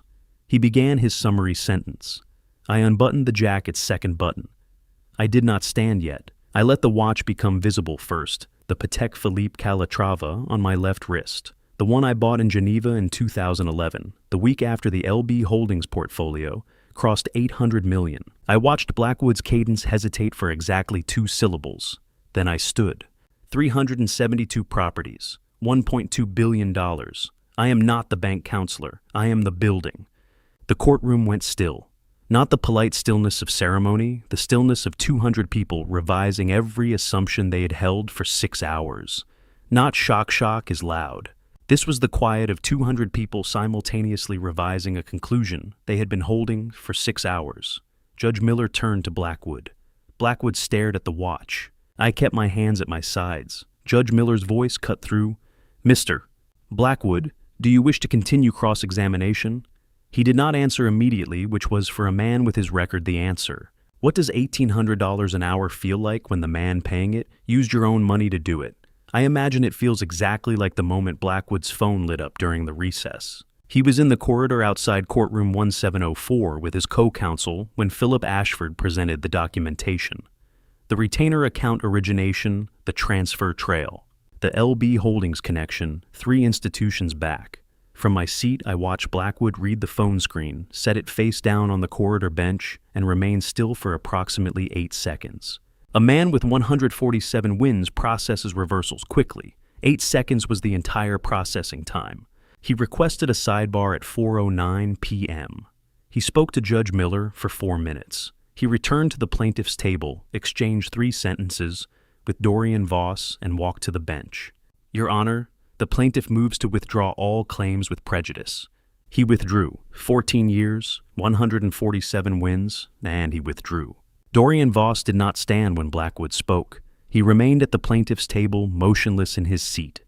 Aubrey was beside him. Neither of them turned toward me. Judge Miller noted the withdrawal for the record, confirmed the prejudice designation, thanked the parties, and adjourned.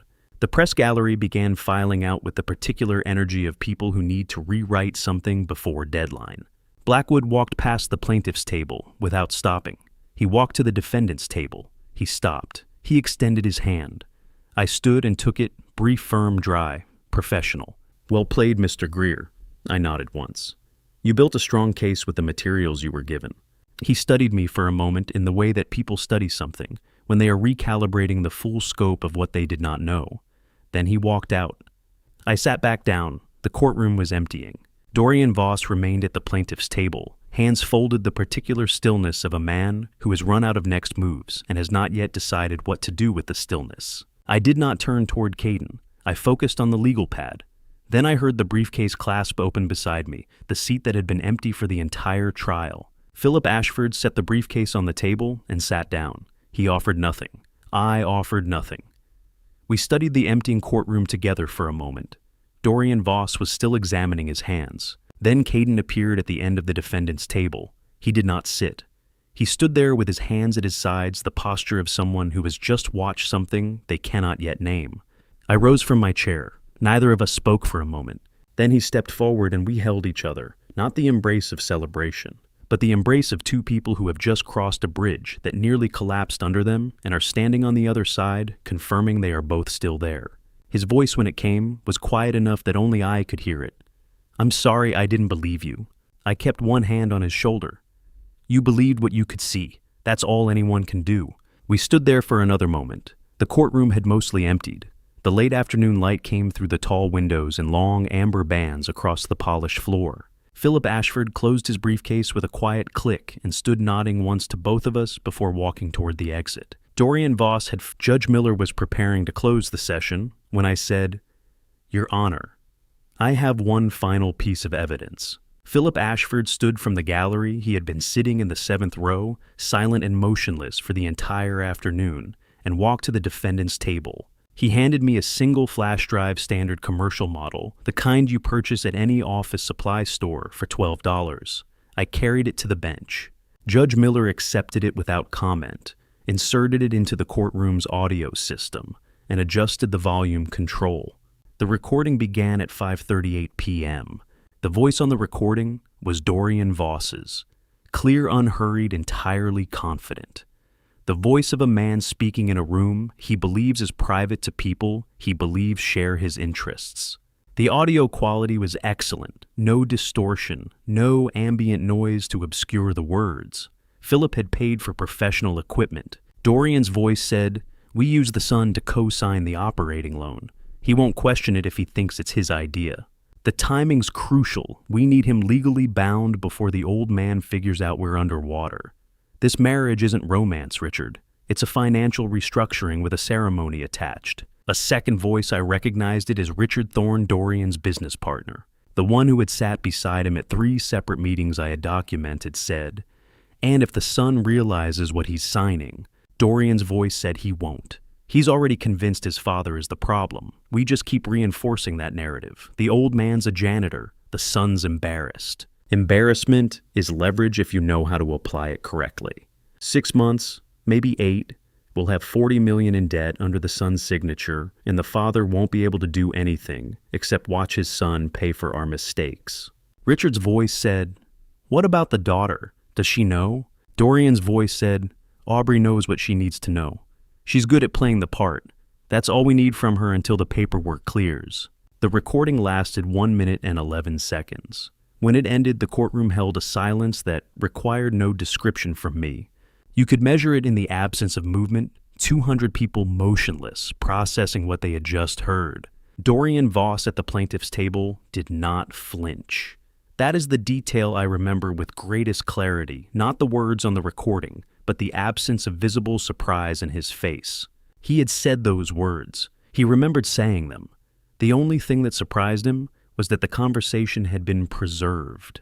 Judge Miller looked at the plaintiff's table and said, "Mr. Voss, do you dispute the authenticity of that recording?" Dorian's attorney, not Blackwood, who had withdrawn 4 hours earlier, but the associate who had been sitting beside Dorian since mid-afternoon, stood and said, "Your Honor, we would need time to verify the chain of custody and authenticate the audio before we could respond to its admissibility." Judge Miller said noted. "Mr. Ashford, when was this recording made?" Philip stood and said, "July 19th, 2024, at approximately 7:40 p.m. at the offices of Voss Development, 1400 West Fulton Street. The recording was made by a private investigator retained by the defendant, operating under Illinois eavesdropping statutes which permit recording when one party to the conversation has consented or when the recording occurs in furtherance of documenting a crime. The investigator was present in the room as contracted maintenance staff. Mr. Voss and Mr. Thorne were aware of his presence, but not his recording capability.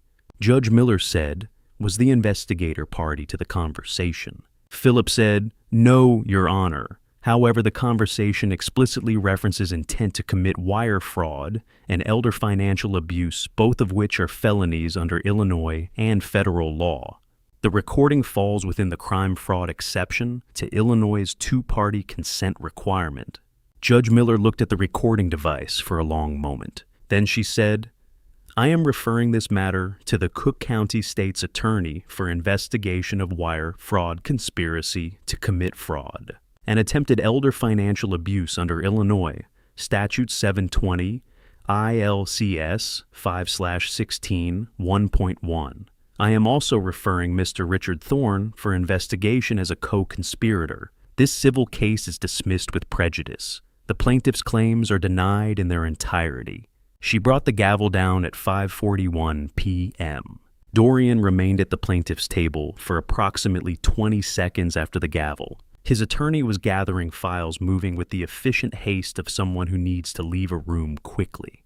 2 Cook County deputies approached from the side entrance, not to arrest, not yet, but to escort. Dorian stood when they reached him. He buttoned his suit jacket with movements that were slow and deliberate, the movements of a man who has run out of next steps and is performing composure, because composure is the last tool available. As he passed the defendant's table, he did not look at me. He looked straight ahead at the courtroom doors at the corridor beyond, where the press gallery was already gathering with cameras raised. I watched him walk the entire distance. I did not say anything. There was nothing left that required saying. The deputies held the doors. Dorian walked through.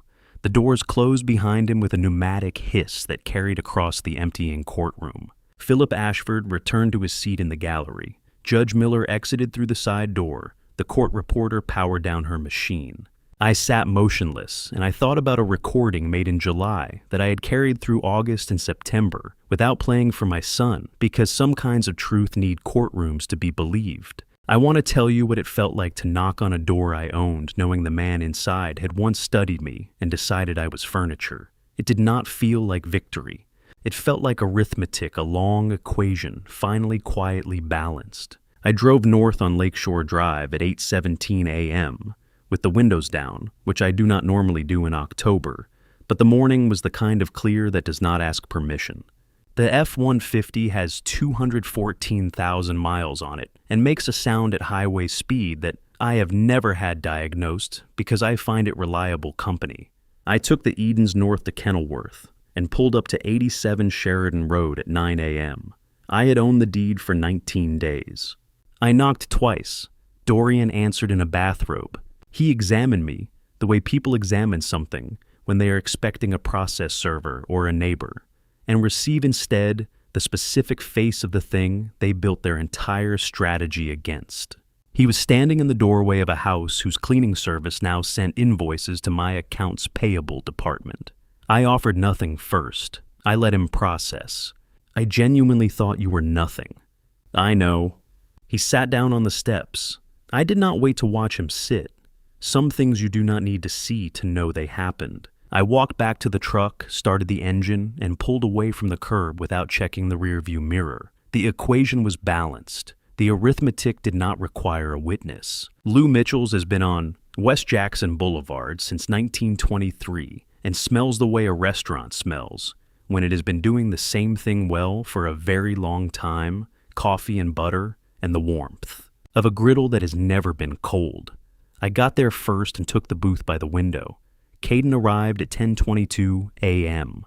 Marcus and the children arrived at 10:27 a.m. Theo in front, as he apparently prefers. Let me tell you what it looks like when a 5-year-old offers a grown man a bite of his pancake. It looks like the entire point of everything. Caden had knelt in the restaurant aisle to speak to Lily at her level. He spoke to her in a voice I could not fully hear. Lily considered it with the full gravity of an 8-year-old who has been raised to take honesty seriously. Then her response came clear. Daddy says mistakes are how people learn if they're willing to be honest. Caden held her gaze for a moment. Your daddy is right. Lily nodded, apparently satisfied, and returned to her eggs.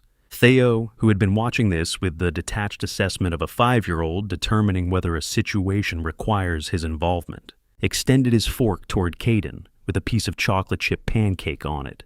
Caden took the bite. I watched this from across the table and felt something settle in my chest that I recognized as the weight of a thing being completed correctly.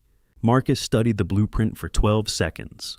I had brought it in a cardboard tube and unrolled it on the laminate table between the coffee cups and Theo's plate, the full architectural rendering of the Webb Family Community Center. Ground floor and second floor, the Kenilworth stone facade retained the interior, rebuilt for 150 people.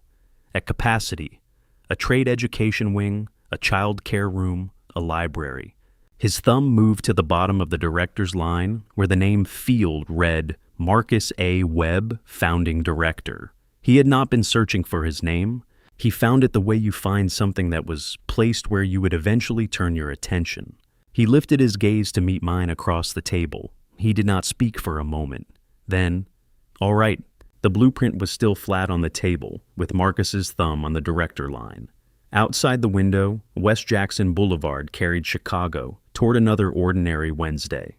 The center would be built. The name was already on the paper. The question Marcus had not yet asked why his name was there before he agreed sat between us in the way of questions that answer themselves if you wait long enough. I was prepared to wait. Marcus asked me 3 days later. He said, "Why was my name already on that line?" I said, "Because the answer was always going to be yes." He was quiet for a moment. Then he said, "All right." It was the second time he had said it in 3 days, and it meant the same thing. Both times, not enthusiasm, but the weight of a man who has decided to trust a calculation he cannot yet fully verify. I have built entire financial structures on that kind of trust. It is the most durable kind. In late October, Caden went to 87 Sheridan Road for the first structural assessment of the Webb Center conversion. He told me about it the following evening at the kitchen table with the precision of a man reporting professional information, which is how I knew it was also personal. Simone Garrett is 31 years old, the Webb Center's lead community architect, and is the kind of person who concedes a technical argument in 4 words and returns to work without requiring the moment to mean anything more than it does. She had been on site since 7 in the morning. Caden arrived at 9. They disagreed about a load-bearing wall within 20 minutes of meeting. Caden had the 1923 blueprint. Simone had the 2019 renovation survey. He was correct. She checked his source, said 2 words, "You're right," and went back to her clipboard. He came back the next morning without being asked. I had arranged their overlap 3 weeks earlier, but I had not arranged that wall. Some things you cannot engineer, and it is important to know which things those are. I did not go to the site the morning Lenora Voss arrived for her first day of community service. I heard about it the way I hear about most things after the fact, from someone who was there and did not think it was remarkable. That is the detail I keep returning to, not the act itself, the unremarkable quality of it. It was a Tuesday in March 2025, the kind of morning where the light over Kenilworth sits flat and gray. Simone told me later that Lenora pulled up in a used 2018 Civic and walked to the folding table we had set up near the chain-link gate on Sheridan Road. She had a court reporting slip folded in her coat pocket, the community service assignment stamped in blue ink with a Cook County seal, and she handed it to Simone without ceremony. Simone looked at the slip, looked at Lenora, and handed her a work vest. Yellow, the kind with the reflective stripe across the chest. She told her where the supply closet was and what time the afternoon shift ended, and that was the whole transaction. I am not going to tell you what that means. You already know what it means. I did not see Lenora again until April, and even then, only through the window of a passing car on Drexel. She was moving mulch in a wheelbarrow along the side path we had paved in November, the one Theo Webb named the Pancake Trail after the morning at Lou Mitchell's. She did not look up. I did not slow down. Nora Ellison, age 44, the Webb Center's first full-time program director, a former Chicago Public Schools literacy coordinator who left after 11 years because she said the paperwork had started to outweigh the children began in May. She had the habit of arriving 20 minutes before anyone else and leaving the back door propped open with a hardback dictionary. I asked her once why the dictionary specifically. She said, because words should hold the door. I did not tell her I wrote that down. Dorian Voss received 9 years federal on a Tuesday in February. The sentence landed in my phone like any other notification between a weather alert and a meeting reminder, and I treated it accordingly. Aubrey received 18 months. Lenora received probation and community service, which I had anticipated from the moment she made that 40-second phone call to Dorian. I set the phone face down on the kitchen table and made coffee. Consequence had simply completed its arithmetic on its own schedule the way it always does when the foundation is correctly laid. By June, the East classroom had its first enrollment, 14 children, ages 6 through 11. Marcus led the orientation himself, standing at the whiteboard in a blue Oxford, and a tie Lily had picked out green with small white dots, and he spoke for 40 minutes without notes. I stood in the hallway outside the door's small rectangular window and watched the back of his head. That is the image I have kept. Not the courtroom, not the envelope.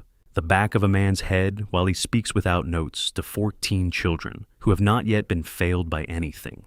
In March, Philip Ashford forwarded me Caden's technical rejection of the Voss property group Skyline, bid 3 structural miscalculations timeline, non-compliant with municipal code. Cost variance 23% below verified estimate. I want you to understand what it means that Caden's rejection letter had no name on it. It means he finally understood that power does not need a signature to be legible. The letter said what it needed to say, and the absence of Caden's name at the bottom was the most precise thing in the document. I read it twice. I did not call him. He did not need me to. I spent 44 years hiding what I had built so that no one could take it. My son spent 6 months finding the woman who would make him stop hiding what he was. I am not sure which of us worked harder for it. In June, I wore my good jacket for the second time since the courthouse. My Bronzeville backyard holds 40 people if they are willing to share the folding chairs, which they were. Marcus and the children were at the front table. Lily was the flower girl. She took the responsibility with characteristic seriousness, distributing petals with the precision of someone who intends to do it correctly. Theo lost the ring for 11 seconds. Marcus found it under a folding chair. The ceremony did not pause. Some things, it turns out, resolve themselves. I watched my son stand in my backyard and choose correctly this time. In the place he grew up with, 40 people who had been told nothing except to come at 4 o'clock. Caden and Simone faced each other with the full attention of people who have already had the structural disagreements and found the load-bearing walls and decided to build anyway. I raised my coffee cup when the first star appeared over the south side rooftops at 8:43 p.m. Lily walked the aisle with her basket and her precise petal distribution, and when she reached my chair, she paused. She pressed a folded piece of paper into my hand without breaking stride. I slid it into my pocket beside the first one without reading it. Some things you save for later. By late summer, the East classroom enrollment had grown to 31. November came cold, and the center prepared for its December opening. In my kitchen one morning, Caden and Simone arrived with news. They had called ahead, which they do not always do, and I had set out 3 cups without being asked. They sat down. Simone had a particular quality of stillness that I had noticed before. She holds things before she gives them. She said they had chosen a name. I gripped the cup. The ceramic was warm, the kind of warmth that does not announce itself. Caden said Emma Lily Greer. I did not ask about the middle name. I understood what it meant that he had known about the notes, or at least the first one, the 5 green crayon words, and had carried that knowing without telling me, the way I had carried certain things without telling him. We had been doing this for longer than either of us had named it, passing the weight without signing the paperwork. I poured the coffee. I did not say anything. Outside on South Calumet Avenue, a city bus went past. The sound of it reached the kitchen a half second after it appeared in the window, the familiar delay of distance, the world arriving slightly late. I watched the pale rectangle of light on the counter. It had moved another half-inch south. I did not say anything. That was enough. I arrived early at the Webb Center opening because I wanted to see what it looked like before anyone was watching. A building I used to own, a family whose name is now on it. I stood in the parking lot and read both notes in the gray December light before I put them back in my pocket and went inside. The first note was the one Lily handed me outside the Kimpton Gray Hotel on the night before the trial. 5 words in green crayon, the letters slightly uneven, the way an 8-year-old's letters are when she is writing something she means. It said, "You are the good guy." 5 words on a folded square of notebook paper that I had carried in my breast pocket for 14 months. The second note from the wedding in June had 3 words in the same green crayon, possibly the same crayon, the same hand a few months older. It said, "We see you." I have carried heavier things in this pocket, and none of them mattered as much.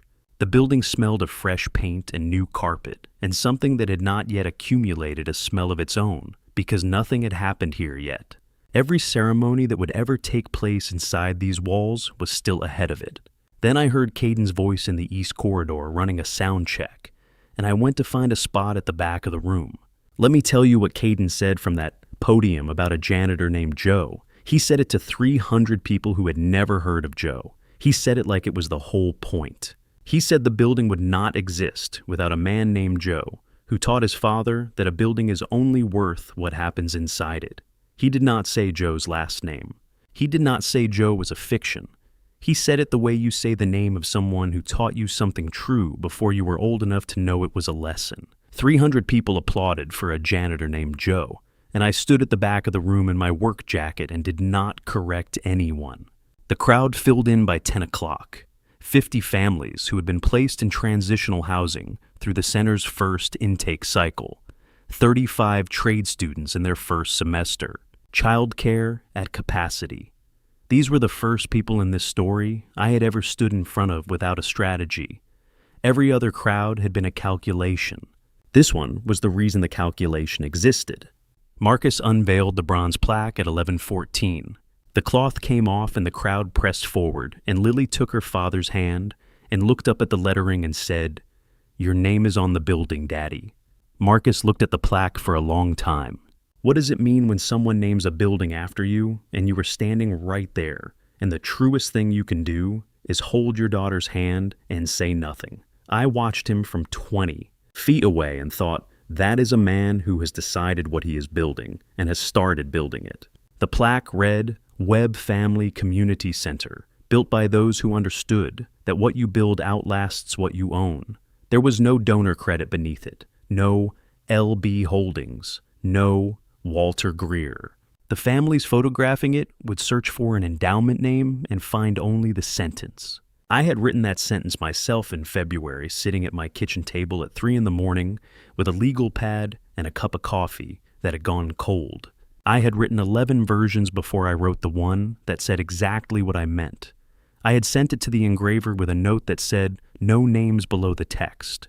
Caden did not know that yet. I crossed the crowd and put my hand on Marcus's back. He turned and we held each other the way two people hold each other when words would be a reduction. I did not say anything. Neither did he. We had already said everything that needed saying, some of it in a courthouse, some of it at a Lou Mitchell's table, and some of it in the 11 seconds Theo spent looking for a ring. A 5-year-old asked me if people would remember a stuffed bear in 100 years. I told him maybe 1,000. I have been asked harder questions by better credentialed people, and none of them have stopped me in a hallway the way Theo Webb did on a Tuesday in December. The toy library was the third door on the left off the main corridor, a room Nora had lined with low shelves at child height, everything reachable without asking. Theo walked in ahead of me, cradling his bear, and he found an open spot on the middle shelf and placed it there. He smoothed the ears down, once then again, a small adjustment that had the quality of a decision rather than a gesture. Then he turned around and asked me the question about 100 years.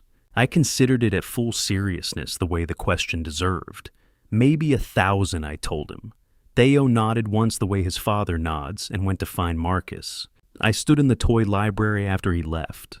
The bear sat on the shelf with its ears smoothed, and the December light came through the east window, and I did not move until I heard Lily's voice in the corridor. She was searching for me specifically. I could tell by the way she came around the corner, with the drawing already held out in front of her.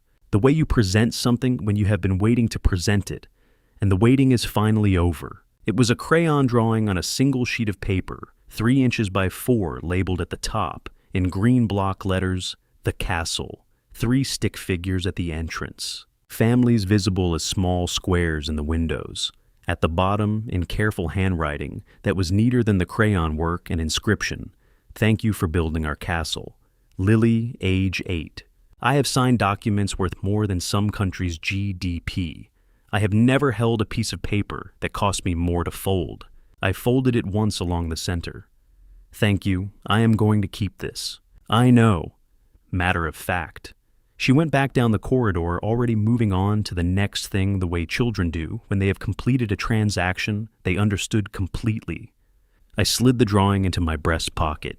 It was the same pocket that had carried the encrypted satellite phone on September 2nd, 2024. The same pocket that had held 2 green crayon notes for 14 months. The pocket that had carried the architecture of everything now held a child's drawing of a castle.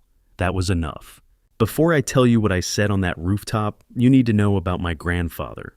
His name was not Joe, it was Walter. I called him Joe in the speech because I did not want to explain what it meant to say his real name in a room full of strangers. He cleaned office buildings for 32 years, the loop mostly the towers that went up in the 60s and 70s. He was in those buildings before the people who owned them arrived and after they left. He knew which partners worked late and which ones left the light on, so the cleaning crew would think they worked late. He had a sentence he delivered to me when I was 12, and I have never found a better one in the 40 years since. I carried it the way Theo carried the bear, with both hands, smooth down ears, careful placement. Caden found me on the rooftop at dusk. I had not told anyone I was going up.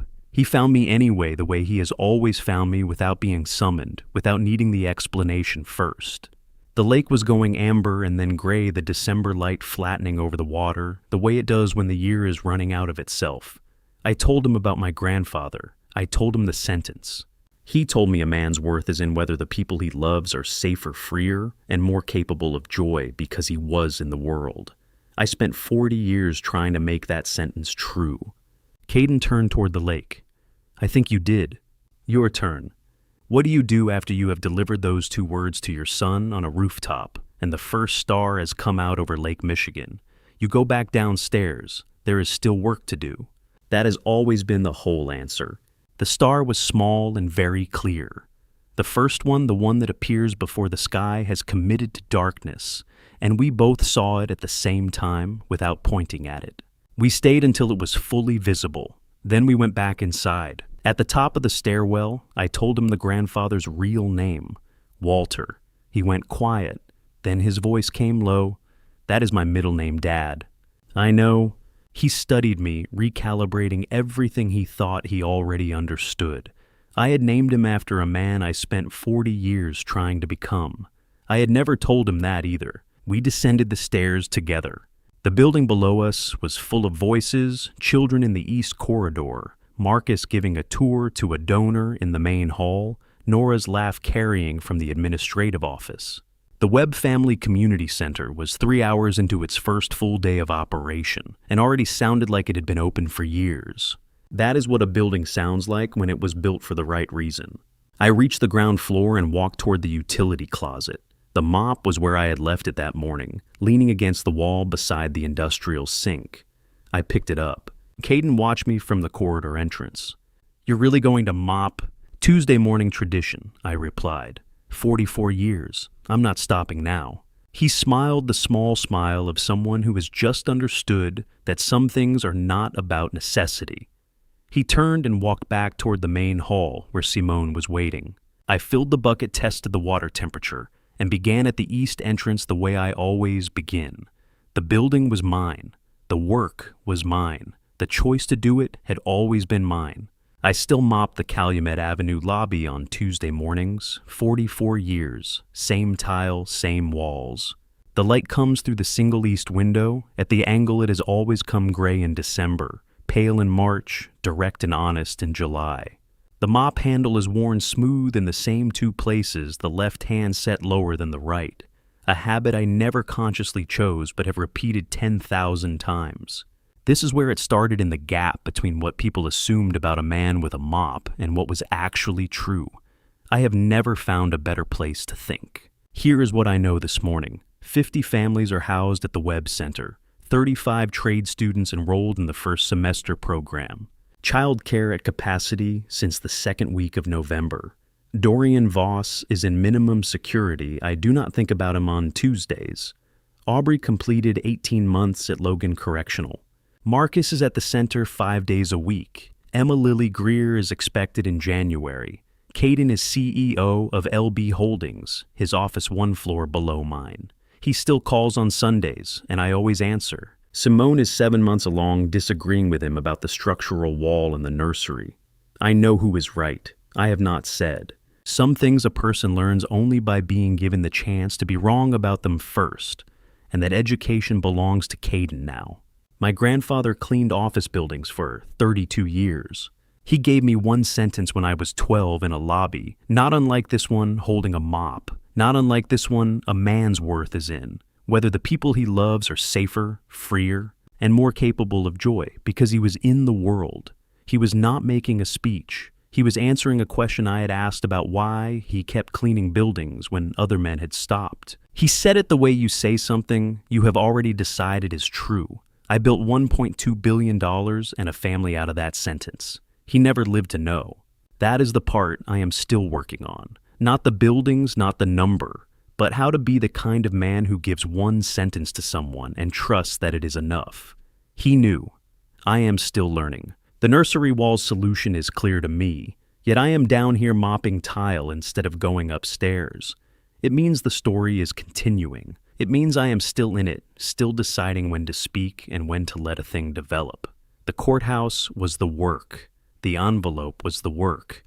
The mop is the work. The distinction between them is smaller than most people would suppose.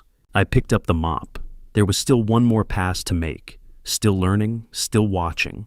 That was the whole point.